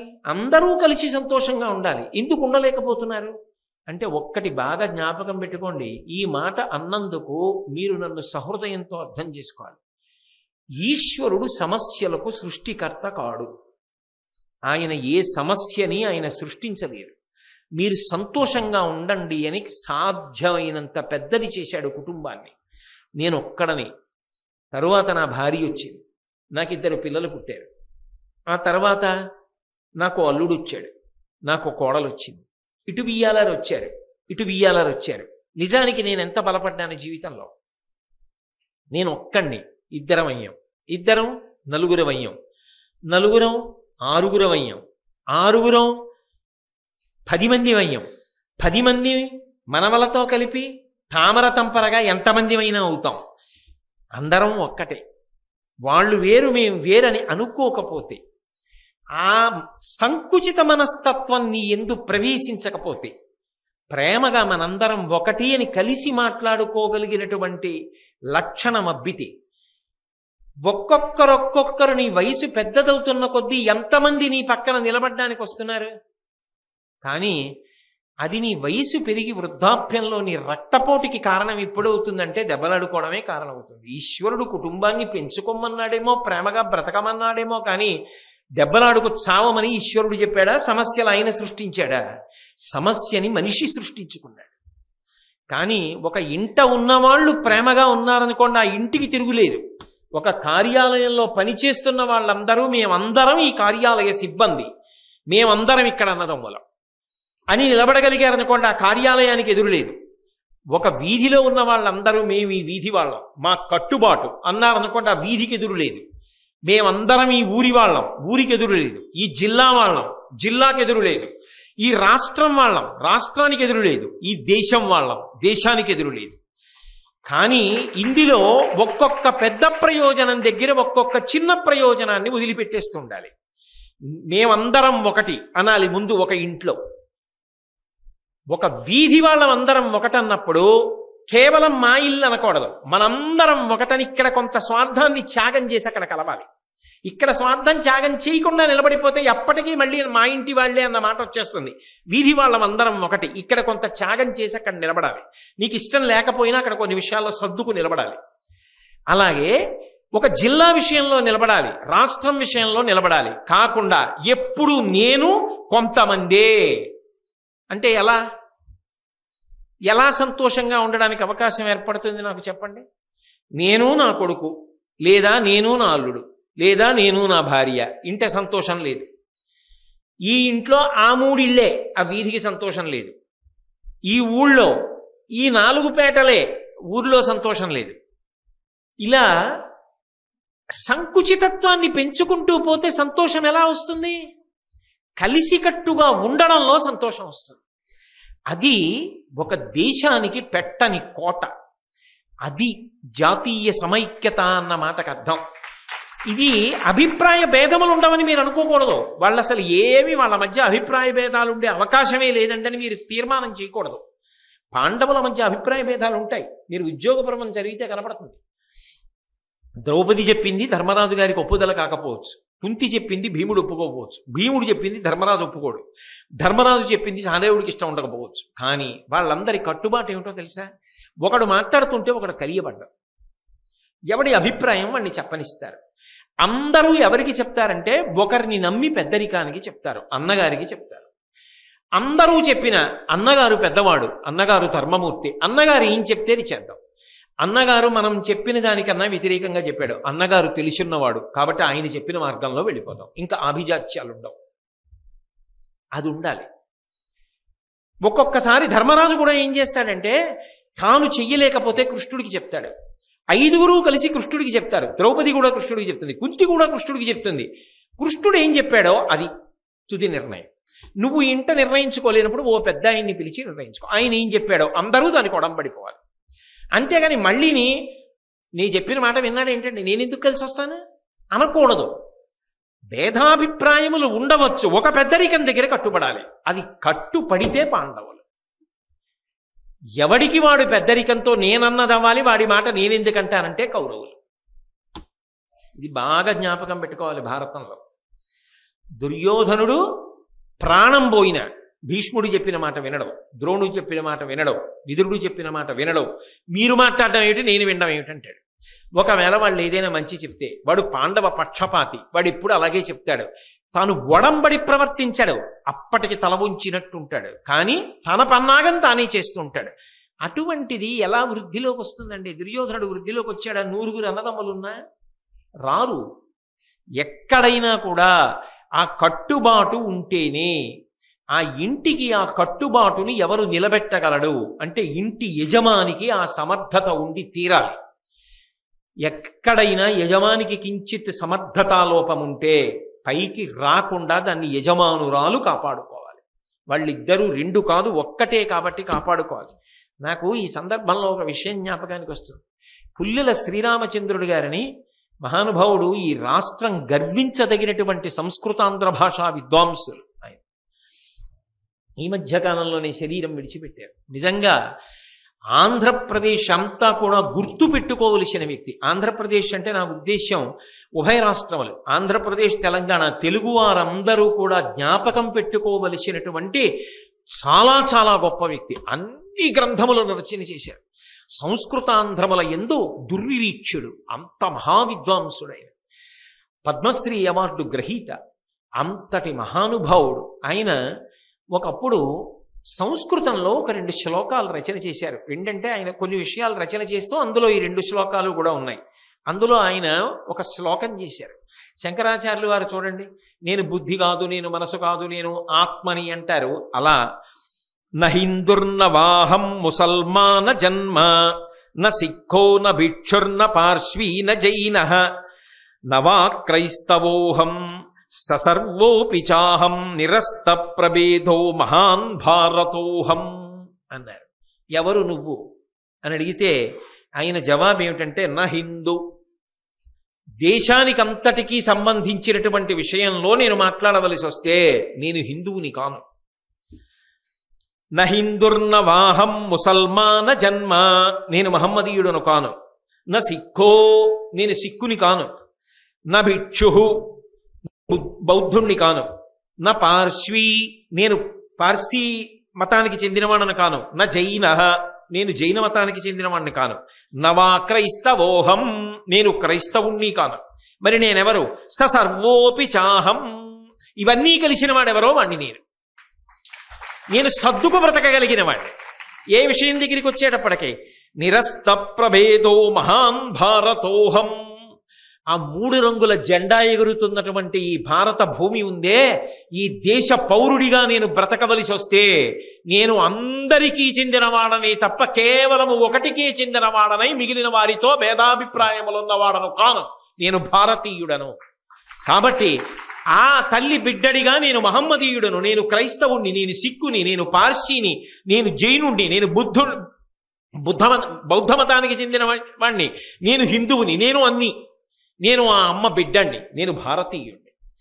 ఆ తర్వాత కిందకొస్తే అనుష్ఠానం దగ్గరికి వచ్చేటప్పటికి నేను సనాతన ధర్మములకు చెందినవాడు. ఇంటి దగ్గరికి వస్తే ఒక ఇల్లు, పైకెడితే ఇది అక్కడికి వెళ్ళేటప్పటికి త్యాగం చేసి నిలబడగలగాలి. అప్పుడే మొత్తం దేశం నిలబడుతుంది.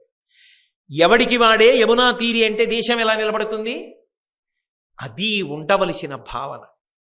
ఇది శ్రీరామచంద్రుడు గారు కాదు, అంతకు ముందు నుంచి ఉన్నది కూడా. ఎందుకని అంటే శంకర భగవత్పాదులు మాతా చ పార్వతీదేవి పితాదేవో మహేశ్వర బాంధవా శివభక్తాశ్చ స్వదేశో భువనత్రయం అంటారు.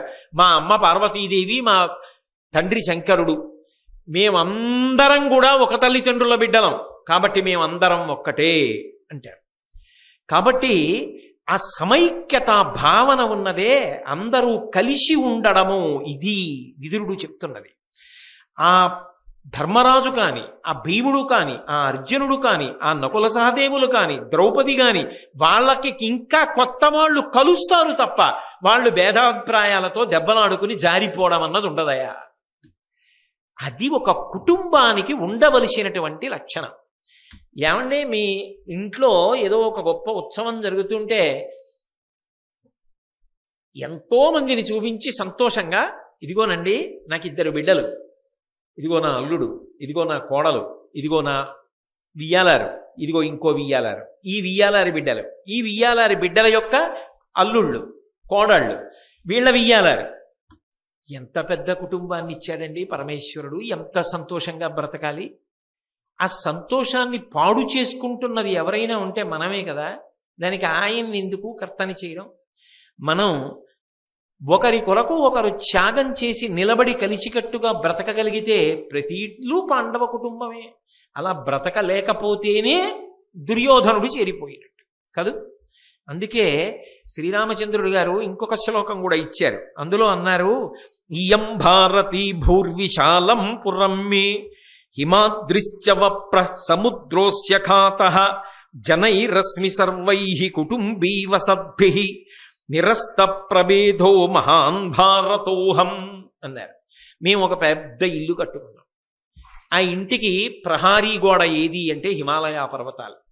ఆ ఇంటికి అగట్ట అంటే పక్కన ఉన్న నీటి ప్రవాహం ఏది అంటే మహోదధి, బంగాళాఖాతం. ఆ ప్రహారీ గోడ, ఈ మహోదధి, ఉత్తరాన బంగాళాఖాతం, దక్షిణాన హిందూ మహాసముద్రం, పశ్చిమాన అరేబియా మహాసముద్రం, ఇవంతా కూడా అగట్ట, నీటితో పెట్టుకున్న అగట్ట. అవతల వైపు ప్రహారీ గోడ, హిమాలయ పర్వతాలు, ఈ మధ్యలో మా ఇల్లు. ఈ ఇంట్లో ఎవరు ఉన్నాం? మేమందరం భారతీయులం, అన్నదమ్ములం, అక్క చెల్లెళ్ళం కలిసి ఈ ఇంట్లో ఉన్నాం. ఈ భారతదేశం మా ఇల్లు. ఎంత ఉదార భావనండి, ఎంత కలిసికట్టుతనమండి. అది రక్తంలో ప్రవహించాలి, అది అంతర్లీనము కావాలి. అంతేకాని అయిందానికి కాందానికి దెబ్బలాడుకోవడం, ప్రతి దానికి సంకుచిత తత్వాన్ని ప్రచారం చెయ్యడం మానుకోవాలి. అది మంచి పద్ధతి కాదు. అది విదురుని యొక్క సందేశాన్ని పరిశీలనం చేస్తే ఇది చేతకాని నాడు ఎంతమంది ఉన్నా వృద్ధిలోకి రారు. మరి అదే పెద్దవాడు విదురుడు వచ్చి మాట్లాడితే ధర్మరాజు ఒక్క మాట అన్నాడా? భీమార్జున నకుల సహదేవులు కానీ, కుంతీదేవి కానీ, ద్రౌపదీదేవి కానీ ఒక్క మాట అందా? ఎంత పెద్దరికం విదురుడికి ఇచ్చారు, ఎంత పెద్దరికం కృష్ణ భగవానుడికి ఇచ్చారు. వెంటనే బయలుదేరి విదురుడితో కలిసి వెళ్ళిపోయారే. అది భారతంలో విదురోపాఖ్యానంలో అంతర్లీనంగా మనం స్పష్టంగా పైకి చెప్పకపోయినా తెలుసుకోవలసినటువంటి ఒక గొప్ప సత్యం. భారతం ద్వారా కలిసికట్టుగా ఉండడం చేత జీవితాలు ఎంత సుసంపన్నమవుతాయో గ్రహించాలి. సరే, అక్కడతో ఆది పర్వంలో విదురుని యొక్క పాత్ర పూర్తయింది. తర్వాత సభాపర్వం. సభాపర్వం దగ్గరికి వచ్చేటప్పటికీ, అంటే ఈ ఆదిపర్వం దగ్గరికి పూర్తయ్యేసరికే ఈయన ధృతరాష్ట్ర మహారాజు ఏం చేశాడంటే, కొన్నాళ్ళు సంతోషంగా తన పిల్లల్ని, పాండురాజు పిల్లల్ని తన అంతఃపురంలో, ఆ రాజ్యంలో, హస్తినాపుర రాజధానిలో గడపడానికి అవకాశం ఇచ్చాడు. అలా ఎన్నాళ్ళు గడిచింది అంటే దుర్యోధనాదులు, ధర్మరాజాదులు కలిసి కాలం గడుపుతున్నారు. ఎవరి గుండెల్లో భయాలు వాళ్ళవి, ఎవరి కక్షలు వాళ్ళవి. 5 సంవత్సరములు పూర్తయిపోయి, 5 సంవత్సరములు పూర్తయిన తరువాత ఒకరోజు శ్రీకృష్ణ భగవానుణ్ణి పిలిపించి, గాంగేయుడైనటువంటి భీష్ముడు, గురువైనటువంటి ద్రోణాచార్యుల వారు, ఇతర పెద్దల్ని కూర్చోపెట్టి ధృతరాష్ట్రుడన్నాడు, ఇక పైన ఏ విధమైనటువంటి కలహములు ఏర్పడవలసిన అవసరం లేకుండా ఈ రాజ్యాన్ని 2గా విభాగం చేస్తున్నాను. చేసి అర్ధరాజ్యాన్ని పాండవులకిస్తున్నాను, అర్ధరాజ్యాన్ని కౌరవులకిస్తున్నాను అని ఖాండవ ప్రస్థాన్ని రాజధానిగా చేసి ధర్మరాజు గారికి ఇచ్చాడు. హస్తినాపురాన్ని రాజధానిగా చేసుకుని దుర్యోధనుడు అర్ధరాజ్యాన్ని ఏలాలి. పాండవులు సంతోషంగా ద్రౌపదీదేవిని, కుంతీదేవిని తీసుకుని అక్కడికి వెళ్ళిపోయారు. వెళ్ళిపోయిన తరువాత వాళ్ళకి ఒక కొత్త రాజధాని నిర్మాణం చేసుకోవాలి అని అనిపించింది. ఒక కొత్త రాజధానిని నిర్మాణం చేయడం అంటే దానికి తగిన దక్షత కలిగిన వాడు ఉండాలి కదూ. ఒక రాజధాని నిర్మాణం చేయడం అంటే ఏమిటి అన్నది భారతంలోంచి చెప్పక్కర్లా. తెల్లవారి లేస్తే మీ అందరూ దినపత్రికల్లో చదువుతున్న వారే. కాబట్టి ఒక రాజధాని నిర్మాణం ఎంత కష్టమో, ఎంత క్లేశపడాలో మనకి ఈ కాలంలో ఉన్న వాళ్ళిగా మనకు బాగా అనుభవం. మరి పాండవులు ఆ ఖాండవప్రస్థం నుంచి ఇంద్రప్రస్థాన్ని నిర్మించవలసి వచ్చింది. ఆ ఇంద్రప్రస్థాన్ని నిర్మాణం చేసేటప్పుడు విశ్వకర్మని పిలిచారు. మహాద్భుతమైనటువంటి నగరాన్ని నిర్మాణం చేశారు. దక్షత కలిగినటువంటి ప్రభువు, ఆయనని అనువర్తించేటటువంటి ప్రజలు, కష్టపడగలిగినటువంటి స్వభావం కాబట్టి తయారైంది. తయారైతే దానికి ఒక అద్భుతమైన మాట అన్నారు. ఎంత గొప్ప మాట అన్నారంటే, ఆ పట్టణం ఎలా ఉంటుందంటేట, ఒక పరదేవతా స్వరూపం ఎదురుగుండా కూర్చుందనుకోండి. ఆవిడ తల మీద పువ్వులు ఉంటాయి. ఎందుకంటే మరి పుష్పాంజలి ఘటించినప్పుడు తల మీద పువ్వులు వేరు, తల మీద పువ్వులు ఉంటాయి, పాదాల మీద పువ్వులు ఉంటాయి. ఇంద్రప్రస్థం దగ్గరికి వెళ్ళి ఎవరైనా చూస్తేట ఎలా ఉంటుందంటేట, నగరానికి అధిష్టాన దేవతగా అమ్మవారు ఉంటుంది కదా, అమ్మవారు కూర్చుని ఉంటేట రాత్రివేళ చూస్తే పైన ఆకాశంలో తళుక్కు తళుక్కుమంటున్న నక్షత్రాలన్నీ ఆవిడ తల మీద పూజ చేసిన బంగారు పూలలా కనపడతాయిట. ఇంద్రప్రస్థమన్న కొత్త రాజధాని నగరము యొక్క అధిష్టాన దేవత యొక్క తల మీద పూజ చేసిన బంగారు పువ్వుల్లా కనపడతాయిట నక్షత్రాలు. రాత్రివేళ కలువలు వికసిస్తాయి కదూ, అవి ఆ కలువలు వికసించినప్పుట ఆవిడ పాదముల మీద పూజ చేసినటువంటి పువ్వుల్లా కనపడతాయిట భూమి మీద. ఈ రెండిటి మధ్యలో ఆ ఇంద్రప్రస్థ నగరం ఎలా కనపడుతుంటుంది అంటే, ఒక పరదేవతే అక్కడ కూర్చుందా అన్నంత శోభస్కరంగా ఉంటుంది. అంత గొప్ప రాజధాని నగరాన్ని నిర్మాణం చేశారు. నిర్మాణం చేసిన తరువాత ధర్మరాజు గారి యొక్క మిత్రులు, పెద్దలు, హితులు మొదలైన వాళ్ళు ఒక మాట చెప్పారు. రాజసూయాగాన్ని నిర్వహించవయా, శక్తి కలిగినటువంటి సోదరులు ఉన్నారు, నువ్వు తప్ప ఎవరు చెయ్యగలరు, కాబట్టి రాజసూయాగాన్ని చేయమన్నారు. ఆయన సంభారములన్నీ తీసుకొచ్చాడు. పరమాద్భుతంగా రాజసూయాగాన్ని సంకల్పం చేశారు. ఇంట్లో ఒక పెద్ద కార్యం జరుగుతోందనుకోండి, ఆ కార్యం జరుగుతున్నప్పుడు పెద్ద పెద్ద పనులు ఒక్కొక్కరికి ఒక్కొక్కటి ఇస్తారు. ఏదో ఎదురుగుండా కనబడ్డారు కదా అని పిలిచి ఇది మీరు చెయ్యండి అన్నరుగా. ఆ రంగంలో అనుభవం కలిగిన వాళ్ళయ్యి ఉండాలి, ఆ రంగంలో నైపుణ్యం ఉన్న వాళ్ళయ్యి ఉండాలి, శక్తి కలిగిన వాళ్ళయ్యి ఉండాలి. వాళ్ళకి కదూ అప్పచెప్పాలి. అందుకే దానములు దక్షిణలు అంటే యజ్ఞం చేసేటప్పుడు ఇవ్వవలసినటువంటి దాన్ని దక్షిణ అంటారు. దానము అంటే వచ్చినటువంటి పెద్దలందరికీ కూడా ఇచ్చేటటువంటి కానుకలకు దానములు అంటారు. ఇవి వాళ్ళ వాళ్ళ శక్తిని బట్టి ఇవ్వాలి. అందరికీ ఒకలా ఎలా ఇస్తారు? ఒక మహానుభావుడు వస్తాడు, ఆయనకి ఒకలా ఇవ్వాలి. ఇంకొక ఆయన వస్తాడు, ఆయనని ఒకలా గౌరవించాలి. అసలు గౌరవం లేకుండా ఎవరిని పంపించకూడదు, అందరినీ గౌరవించాలి. కానీ స్థాయిల్ని బట్టి ఉంటుంది ఆ గౌరవం అన్నది. కాబట్టి ఇది ఎవరికి ఎటువంటి గౌరవం జరగాలి, ఎవరెవరికి ఏ గౌరవం చేసేటప్పుడు ఏ బహుమానముల ద్వారా గౌరవించాలి, ఎవరికి శాలువా కప్పాలి, ఎవరికి దండయ్యాలి, ఎవరికి ఎటువంటి బహుమానాలు ఇవ్వాలి, ఎవరికి పంచల్చా పెట్టాలి, ఎవరికి చీర కూడా పెట్టాలి, ఎవరి గురించి ఓసారి సభలో కూడా చెప్పాలి. ఇవన్నీ స్థాయి భేదాలు ఉంటాయి కదా. మరి ఆ స్థాయి భేదాన్ని నిర్ణయం చెయ్యవలసిన వాడెవరు అంటే కృపాచార్యుల వారికి ఇచ్చాడు ధర్మరాజు. కృపాచార్యుల వారికి ఇచ్చి మీరు దానములను దక్షిణలను మీరు నిర్వర్తించండి అని చెప్పాడు. అలాగే కార్యాకార్యములు అంటే చెయ్యవలసినవేవి, చెయ్యకూడనివేవి, ఇది ఎవరు చెప్పాలి? శాస్త్రము తెలుసున్న వాళ్ళు చెప్పాలి. అందుకే దానికి పెద్దలైనటువంటి భీష్మాచార్యుల వారిని, ద్రోణాచార్యుల వారిని పెట్టాడు. ద్రోణుడు గురువు, భీష్ముడు ఇంటి పెద్ద. కాబట్టి వారు చెప్పాలి, రే ఇది చెయ్యి, ఇది చెయ్యాలి, నువ్వు ఇది వదిలేయకూడదని చెప్పాలి, ఇది అక్కర్లేదు ఇది చెయ్యకు అని చెప్పాలి. ఇది చెయ్యని చెప్పినా, ఇది చెయ్యకని చెప్పినా మౌఢ్యంతో చెప్పకూడదు, శాస్త్రాన్ని ఆధారం చేసి చెప్పగలిగిన వాళ్ళయ్యి ఉండాలి. అలా ఆచరించినటువంటి దక్షత కలిగిన వాళ్ళయ్యి ఉండాలి. అందుకే పెద్దలైనటువంటి భీష్మాచార్యుల వారికి, ద్రోణాచార్యుల వారికి ఆ కర్తవ్యాన్ని అప్పచెప్పాడు. విదురుడికి డబ్బు పెట్టంతా చేతికి ఇచ్చాడు. ఇచ్చి ఎక్కడెక్కడ ఏ కార్యము ఎలా అమలు కావాలి, ఇప్పుడు మనసులో ఊహలు ఉండడం వేరు, కార్యం ఆ సమయానికి అలా అమలవడం వేరు.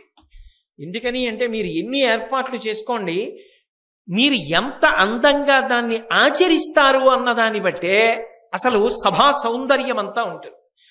తీరా అతిథిని తీసుకొచ్చేసిన తర్వాత 100 మంది ఎక్కేసి ఆయన్ని కప్పేసి దండలతోటి అద్దం పర్థం లేకుండా గంగిరెద్దిని కప్పేసినట్టు కప్పేసి నానా అల్లరి చేసేసి ఆ దండల దారాలకి ఆయన మెడంతా కూడా తెగిపోయినట్టు అయిపోయి నెత్తురు పైకి వచ్చేసి నానా అల్లరైపోయింది అనుకోండి, ఇంకెప్పుడూ జన్మలో రాకూడదురా ఇక్కడికి సన్మానానికి అనుకుంటాడు. అది చేసేటప్పుడు ఒక అందం. ఆయన వెళ్ళిపోయిన తర్వాత అయ్యో ఆయనకని పక్కన పెట్టాను మర్చిపోయాను అనకూడదు. చాలా ఇళ్లలో చూడండి, పెళ్ళి అవుతుంటే బట్టలు పేర్లు రాసి పెట్టుకుంటారు, కానీ ఆ పెట్టే కనపడదు, అదే కనపడదు సమయానికి. అప్పటికి ఏ గౌరవం నిలబడాలో అది అప్పుడు కనపడదు. ఎప్పుడు కనపడతాయంటే వాళ్ళు వెళ్ళిపోయాక ఇవన్నీ కనపడతాయి. మళ్ళీ తర్వాత వాళ్ళ ఇంటికి వెళ్ళాలి. వెళ్ళి పైగా ఓ మాట ఏమనుకోకండి అప్పుడు కనపడలేదు ఎందుకు అనుకుంటారు? ఒకవేళ అనుకోవలసి వస్తే ఏమనుకుంటారు? నీకు నిర్వహణ సామర్థ్యం లేదనుకోవాలంతే కదా. అందుకే ఒక కార్యానికి వ్యూహరచన చేయడం వేరు, చేసిన వ్యూహరచన అమలు చేయగలిగినటువంటి ప్రజ్ఞావంతుడు ఉండాలి. అంటే ఇంతమందిని తన కనుసన్నలలో శాసించగలిగిన వాడై ఉండాలి. పరుగులు తీయక్కర్లేదు, ఆయన అలా కనుసన్న చేశాడంటే అంతే, కార్యం జరగాలి. అటువంటి శక్తి కలిగిన వాడై ఉండాలి. ఎవరికి ఇవ్వాలా పదవి? విదురుడికి ఇచ్చాడు. విదురుడు కార్యభారాన్ని స్వీకరించాడు. చేసి ఆయన పదార్థ వినియోగం అంతా విదురుడి చేత చేయించాడు. అలాగే దుర్యోధనుణ్ణి పిలిచి వచ్చిన కానుకలు పుచ్చుకోమన్నాడు. అక్కడే కొంపబడిపోయింది. కానుకలన్నీ దుర్యోధన నువ్వు పుచ్చుకో, ఓ మర్యాదతో ఆ స్థానాన్ని ఇచ్చాడు. 2, ధర్మరాజు కూడా తక్కువ వాడేం కాదు, చాలా దూరదృష్టి.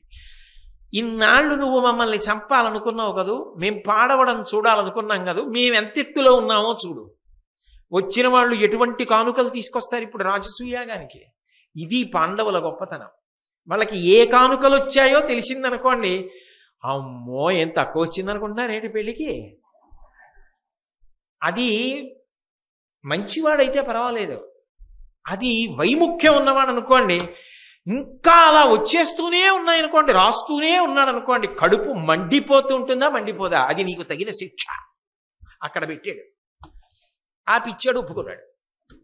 ఒప్పుకుని నేను ఇవన్నీ రాసుకొని నేను ఇవన్నీ పుచ్చుకుంటానన్నాడు. అక్కడ బయలుదేరింది స్పర్ధ, అక్కడ పడింది బీజం. అది అనేక వంకర్లు తిరిగి ఆఖరికి ద్రౌపదీ వస్త్రాపహరణానికి వెళ్ళింది.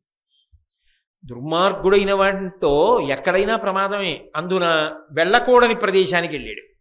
దుశ్శాసనుడు వచ్చిన వాళ్ళందరికీ భోజనం పెట్టడం దగ్గర నియమించాడు. చాలా గొప్పగా రాజసూయాగం అంతా అయిపోయింది. భంగపాటు పొందవలసిన చోట కొంత భంగపాటు పొందాడు దుర్యోధనుడు. తిరిగి హస్తినాపురానికి వెళ్ళిపోయారు. కానీ రాత్రి పగలు నిద్ర లేదు. మాడిపోయినటువంటి ముఖంతో, జేవురించినటువంటి శరీరంతో కళావిహీనమైపోయి అన్నం తినకుండా, పడుకోకుండా, అంగరాగములు అలదుకోకుండా, ముఖంలో నవ్వు లేకుండా అపారమైన చింతతో గడుపుతున్నాడు దుర్యోధనుడు.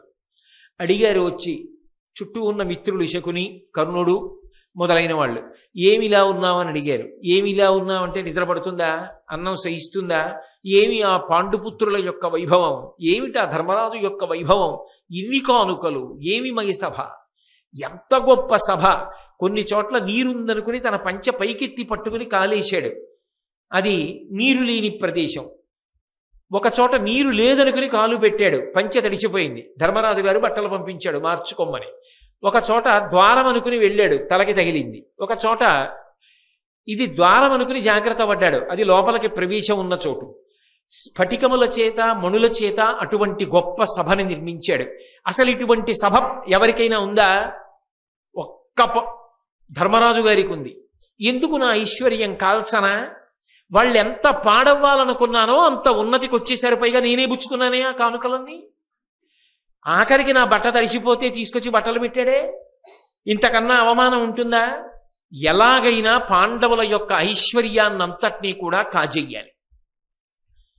వెంటనే శకుని వచ్చి అన్నాడు, నీ చేతికి మట్టి అంటుకోదు, జూదానికి ఆహ్వానించు ధర్మరాజు గారిని, ఆయన వస్తాడు తప్పకుండా. మాయాద్యూతంలో నన్ను మించినవాడు లేడు. పాండవుల యొక్క ఐశ్వర్యాన్నంతటినీ కూడా నీ ఐశ్వర్యంగా మార్చేస్తాను. కట్టుబట్టలతో అవమానాలు పొంది పాండవులు వెళ్ళిపోయేటట్టు చేస్తాను. యుద్ధం అయితే చాలాసేపు చెయ్యాలి, చాలా రోజులు చెయ్యాలి. 1 గంటలో పాండవులను అలా పంపిస్తా. కావలసింది ఒక్కటే, నువ్వు వాళ్ళని ఇక్కడికి పిలిపించు హస్తినాపురానికి అన్నాడు.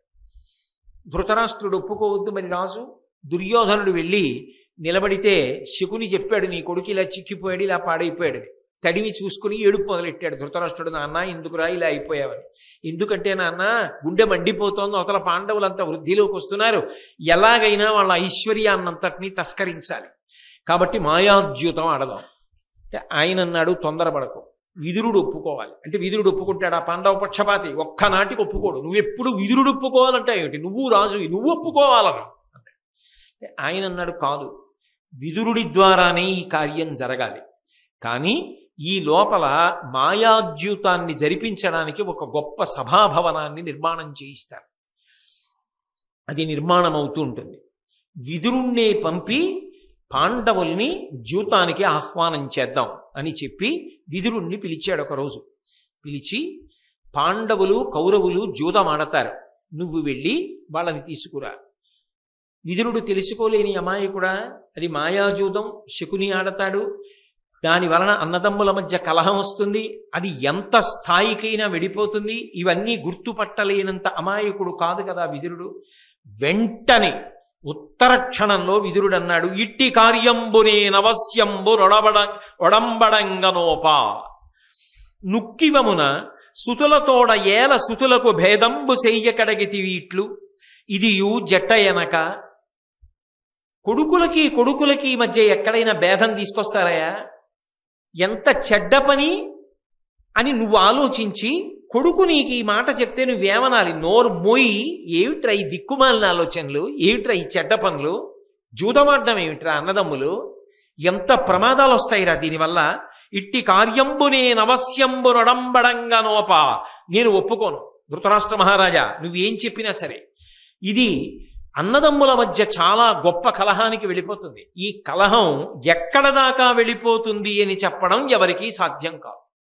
ఆ స్థాయికి వెళ్ళిపోయిన తర్వాత మాత్రం నువ్వు బాధపడతావు. కౌరవుల వినాశనానికి పునాది రాయి పడిపోతుంది. కాబట్టి వద్దు, నా మాట విను. వలసి నీ పుత్రులెల్లా ఒండరులతోడ ఎట్లొడంబడి ఉండుదురు అట్లు చేయవలయు తమలోన జూదంబు వాదునగుట కలహ మూలంబ ఎట్టి శాంతులకునైనా. నేనొక్కటి చెప్తాను విను. నీ బిడ్డలు పాండురాజు బిడ్డలు అన్నదమ్ముల్లా కలిసి ఉండడం కోసమని అర్ధరాజ్య విభాగం చేశావు. వాళ్ళు ఎలా కలిసి ఉండడానికి అవకాశం ఉంటుందో అటువంటి పనులు మాత్రమే చెయ్యి తప్ప, ఎంత ప్రశాంతత కలిగినటువంటి వాడైనా సరే దెబ్బలాటకి కాలు దువ్వాలి అంటే తేలిక సాధనమేమి అంటే జూదమాడడమే. జూదమాడినటువంటి వాడు యుక్తాయుక్త విచక్షణ మరిచిపోతాడు. మరిచిపోయి చిట్ట చివరికి దాని పర్యవసానమేమి భయంకరమైన కలహమునకు కారణమవుతుంది. కాబట్టి జూదమాడంగా రాదు. నువ్వు జూదం ఆడిస్తాను పిల్లలతో అని చెప్తున్నావు, తండ్రి వయ్యుండి నువ్వు చెయ్యవలసిన పని కాదు. కాబట్టి ఒక్కనాటికి వద్దు. తమలోన జూదంబు వాదునగుట, వాళ్లల్లో వాళ్ళు దెబ్బలాడుకుంటారు, తర్వాత నువ్వు ఆ దెబ్బలాట తీర్చలేవు. ఆ వ్యగ్రతలు ఎక్కడ వరకు వెళ్ళిపోతాయన్నది కూడా నువ్వు ఊహ చెయ్యలేవు. కాబట్టి వద్దు, నా మాట విను అని విదురుడు ఎంత చెప్పినా కూడా ధృతరాష్ట్రుడు అంగీకరించాల. నువ్వు వెళ్ళి పాండవుల్ని ఆహ్వానం చేసి తీసుకురా అన్నాడు. రాజాజ్ఞ, అక్కడ ఒక ధర్మం ఉంటుంది. మరి ప్రభువు చెప్పినటువంటి ఆజ్ఞని మంత్రి పాటించాలి. కాబట్టి వెళ్ళి ధర్మయుద్ధమునకు ధర్మజ్యూదమునకు ఆహ్వానం చేస్తే రావాలి అని నియతి ఆ కాలంలో. కాబట్టి ధర్మరాజుని ఆహ్వానం చేస్తే సభామంటపం చూడడానికి కూడా పిలిస్తే తమ్ముళ్లతోటి ద్రౌపదీదేవితోటి కలిసి ఆయన ఈ హస్తినాపురానికి వచ్చాడు. సభామంటపాన్నంతటినీ చూశాడు. చూసిన తరువాత కూర్చున్నాడు. ఇక జూదం ప్రారంభం అవ్వాలి. జూదం ప్రారంభమయ్యే ముందు దుర్యోధనుడు అన్నాడు, నా వైపు నుంచి శకుని ఆడతాడు, తాను ఆడట, శకుని ఆడతాడు, పందెం నేను ఉడ్డుతాను, నీ వైపు నుంచి నువ్వే ఆడుకో, ఆ క్రీడ తెలిసిన్నవాడివేగా, నువ్వు ఆడు, నువ్వే పందాన్ని ఒడ్డు, ఎవరు గెలిస్తే వాళ్ళు. అంటే ధర్మరాజు అప్పటికీ ఒక ధర్మం చెప్పాడు, వద్దు, ఎవరు జూదమాడాలో వాళ్ళు ఆడుకోవాలి, అంతేకాని మళ్ళీ నీ పనుపున శకుని ఆడటం ఏమిటి, అలా వద్దన్నాడు. వినలేదు దుర్యోధనుడు. కానీ ధర్మరాజు జూదానికి సిద్ధపడ్డాడు. కారణం, సంస్కృత భారతంలో అయితే వ్యాసుడు కొన్ని మాటలు చెప్పాడు, దానివల్ల ఆ జూదానికి సిద్ధపడ్డాడు. సిద్ధపడి ఆట ప్రారంభమైంది. ప్రారంభమైన తర్వాత ఒక్కొక్కటి పణంగా పెట్టడం మొదలుపెట్టాడు ధర్మరాజు. అది చివరికి ఏమైపోయిందంటే అన్నం వడ్డించే పాత్రల దగ్గర నుంచి ధన కనక వస్తు వాహనాలన్నింటినీ కూడా ఓడిపోయాడు. అన్నిటినీ ఓడిపోయిన తర్వాత ఇంకది ఏ తీవ్ర స్థాయికి వెళ్ళిపోతోంది అంటే అప్పటికే భీముడు ఊగిపోతున్నాడు. పాండవులు సమస్తాన్ని కోల్పోయారు, కట్టు బట్టలతో మిగిలిపోయారు. ఆ బట్టలు కూడా తీసుకోమనే స్థాయికి వచ్చేసింది. అది పౌరుష ప్రతాపాల దగ్గరికి వెళ్ళేటప్పటికి సభలోనే ఎంత ఉద్రిక్తతైనా ఏర్పడి కలహమునకు కారణమైపోతోంది. అందరూ కూర్చుని చూస్తున్నా విదురుడు వెంటనే జోక్యం చేసుకున్నాడు. జోక్యం చేసుకుని ఆయన అన్నాడు, కలుడీ దుర్యోధనుడెగ్గులతోడన యుద్ధవిల్లి గోమాయు ఋతంబులు వించే దుర్నిమిత్తంబులు పెక్కులు ఉట్టె వీని పుట్టిన వేళం. ఓ ధృతరాష్ట్ర మహారాజా, జాగ్రత్తగా విను. వీడు పరమ దుర్మార్గుడు ఈ దుర్యోధనుడు. వీడికి రాజసూయాగానికి వెళ్ళి వచ్చినప్పటి నుంచి కూడా పాండవుల ఐశ్వర్యాన్ని ఎలా కాజెయ్యాలన్న కుతంత్రంలోనే ఉన్నాడు. వీడు పుట్టినప్పుడే అనేకమైనటువంటి దుశ్శకునములు కనపడ్డాయి.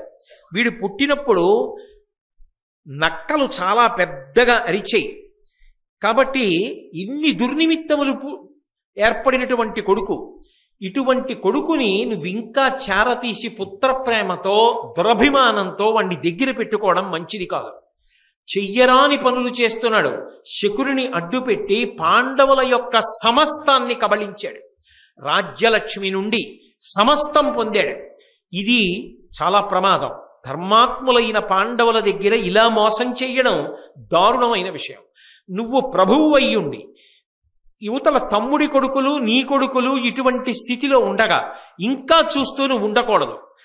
వాసవాత్మజ పంపుమిప్పుడు వాడు ధర్మవిధుండు నీ శాసనంబున నిగ్రహించు విచారదూరు సుయోధనున్ భూసతీశ్వర దీన నీ కులమున్ మహీప్రజయున్ గతత్రాసవృత్తి సుఖంబువందు ప్రధాన విగ్రహమిటికిన్. ధృతరాష్ట్ర మహారాజా, ఇప్పటికైనా నేను చెప్పిన మాట విని వెంటనే అర్జునుణ్ణి పిలు.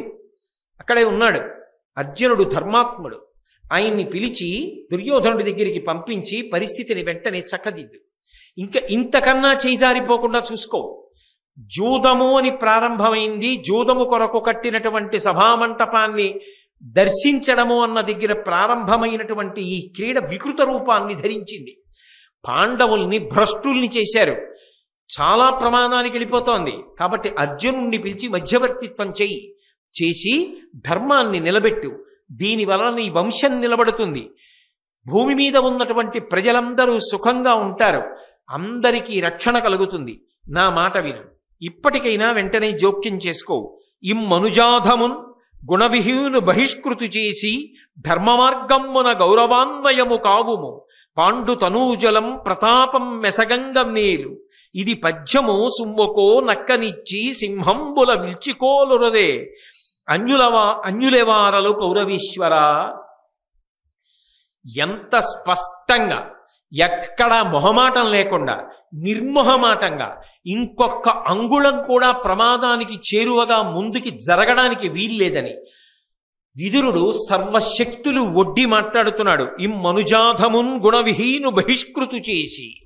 మనుజాధముడు ఈ దుర్యోధనుడు, వీడిని బహిష్కృతుణ్ణి చేయి. వెంటనే రాజ్య బహిష్కారం విధించి బయటికి పంపించేసేయి. ధర్మ మార్గమున గౌరవాన్వయము కావు. ధర్మాన్ని నిలబెట్టు. ధర్మ మార్గంలో సభా గౌరవాన్ని నిలబెట్టు. పాండవుల్ని కాపాడు. పాండవ తనూజలం ప్రతాపం మెసగంగనేలు. పాండవుల్ని దగ్గర పెట్టుకొని వాళ్ళ ప్రతాపాన్ని అడ్డు పెట్టుకొని ధర్మ మార్గంలో ఈ భూమినంతటినీ పరిపాలన చేయి. ఇది పద్యము సుమ్మకో. ఇది మంచి మార్గము సుమ. నక్కనిచ్చి సింహంబుల విల్చికోలు రదే. ఎక్కడైనా లోకంలో ఒక నక్కనిచ్చేసి సింహాల్ని కొనుక్కోవచ్చు అన్నారనుకోండి, అంతకన్నా మంచి బేరం ఉంటుందా? ఒక్క నక్కనిచ్చి 10 సింహాల్ని కొనుక్కోవచ్చు. ఇప్పుడు నీ అదృష్టం.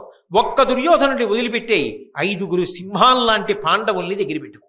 దుర్మార్గుడా, ఇంత కడుపు మంటరా నీకు? వాళ్ళు వృద్ధిలోకి వచ్చారని, రాజసూయాగం చేశారని శకురుని అడ్డుపెట్టి మాయాద్యూతం ఆడతావురా? ఆడి వాళ్ళ సంపదలన్నింటినీ కూడా పరిగ్రహిస్తావురా? నిజంగా జూదం ఆడాలంటే ఏదో ఓ కానుకల దగ్గర ఎక్కడో అయిపోవాలంతే. అంతేకాని రాజ్యాన్ని కూడా పణంగా పెట్టి తస్కరిస్తావా అని నువ్వు అనవద్దు. కాబట్టి ఇప్పటికైనా దుర్యోధనుడిని వదిలిపెట్టేసి పాండవులు 5 సింహములు, వాళ్ళని నీ వైపుకు తీసుకుని ధార్మికంగా ఈ రాజ్యాన్ని పరిపాలన చెయ్యి. ఇంతకన్నా నువ్వు మాట్లాడకుండా ఆలస్యం చేస్తే చాలా పెను ప్రమాదం ఏర్పడుతుంది. ధృతరాష్ట్ర మహారాజా, నా మాట విను.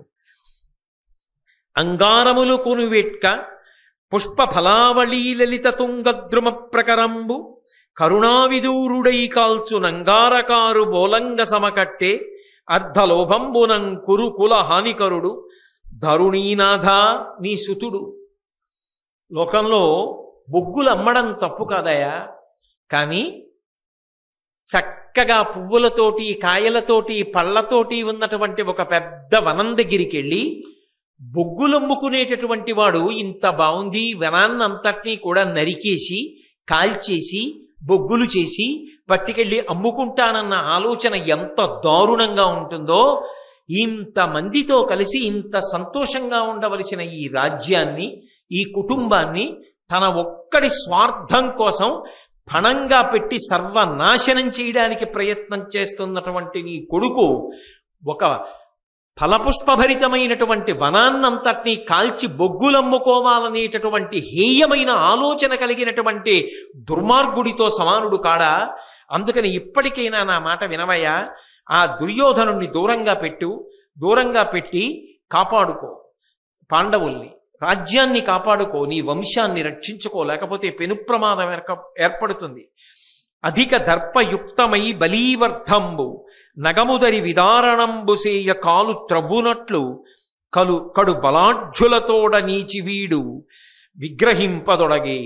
ఈ దుర్యోధనుడున్నాడే, వీడికి వాళ్ళ బలం తెలియక ఏదో మాయాద్యూతం గెలిచేశాను అనుకుంటున్నాడు. ఇది ఎలా ఉందంటే, ఒక పెద్ద పర్వత శిఖరం దగ్గరికి వెళ్ళి ఓ 10 అడుగులేసి ఒక బలమైన ఎద్దు ఎక్కి, ఓ పర్వత శిఖరమా నువ్వెంత నేనెంత రా నీ సంగతి చూస్తానని చెప్పి తన డెక్కతో మట్టిని గీరి దాన్ని యుద్ధానికి పిలిస్తే ఎలా ఉంటుందో, పాండవుల పౌరుష పరాక్రమములు తెలుసుకోకుండా శకురుని అడ్డుపెట్టి మాయాద్యూతంలో రాజ్యాన్ని గెలిచాననుకోవడం అంత ప్రమాదకరం.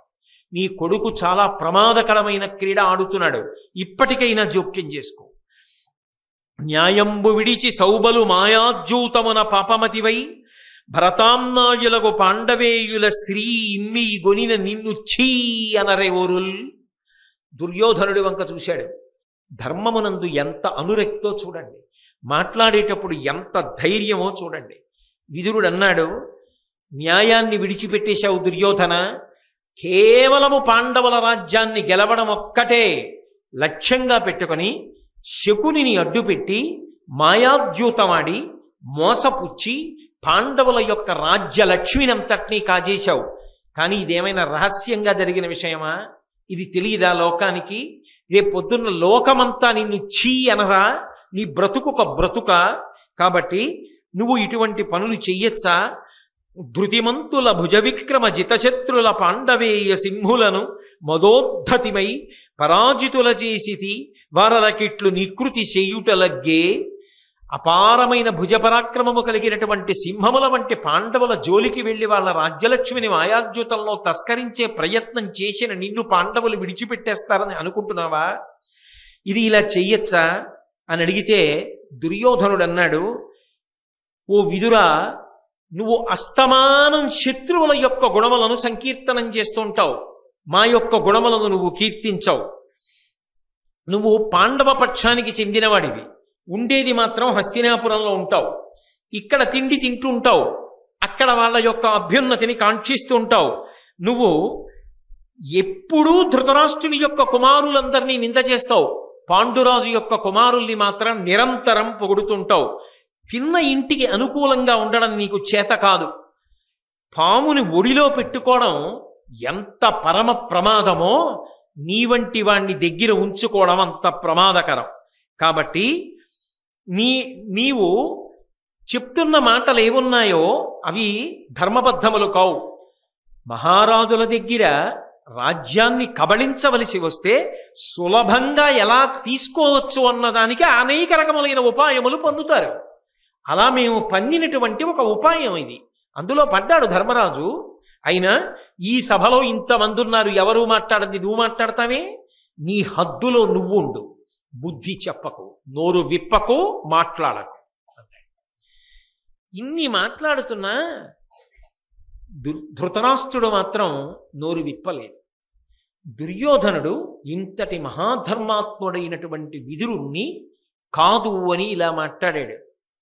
ఒక పరమ ధార్మికుణ్ణి అలా నోరు ఉంది కదా అని వదరి మాట్లాడితే దాని పాపం ఉత్తినైపోతుందా? కౌరవుల యొక్క సర్వనాశనానికి కావలసినటువంటి మొదటి బీజం అక్కడ పడింది. ఆ తర్వాత ఏమయ్యాడు? తొడలు విరిగి నెత్తుటి మడుగులో పడుకుంటే గ్రద్దలు, రాబందులు, రాపులుగులు, నక్కలు చుట్టూ నిలబడితే పిలిచి మాట్లాడడానికి మనిషి లేకుండా పోయాడు.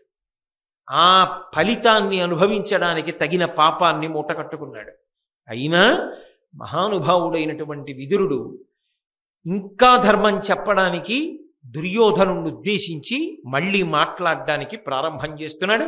మళ్ళీ రేపు సాయంకాలం 7 గంటలకి కలుసుకున్నప్పుడు ఆ దుర్యోధనుడి యొక్క హితవాక్కులు ఎంత గొప్పగా ఉంటాయో, ఎంత భయంకరమైన మలుపులు భారతం తిరిగిపోయిందో, విదురుడి మాట విననందుకు చిట్ట చివరికి ఎంత ప్రమాదకరమైనటువంటి విషయాలు జరిగాయో, అది మనం ఎంత జాగ్రత్తగా తెలుసుకోవలసి ఉంటుందో నిత్య జీవితంలో రేపు మళ్ళీ 7 గంటలకి కలుసుకున్నప్పుడు ప్రారంభం చేస్తాను.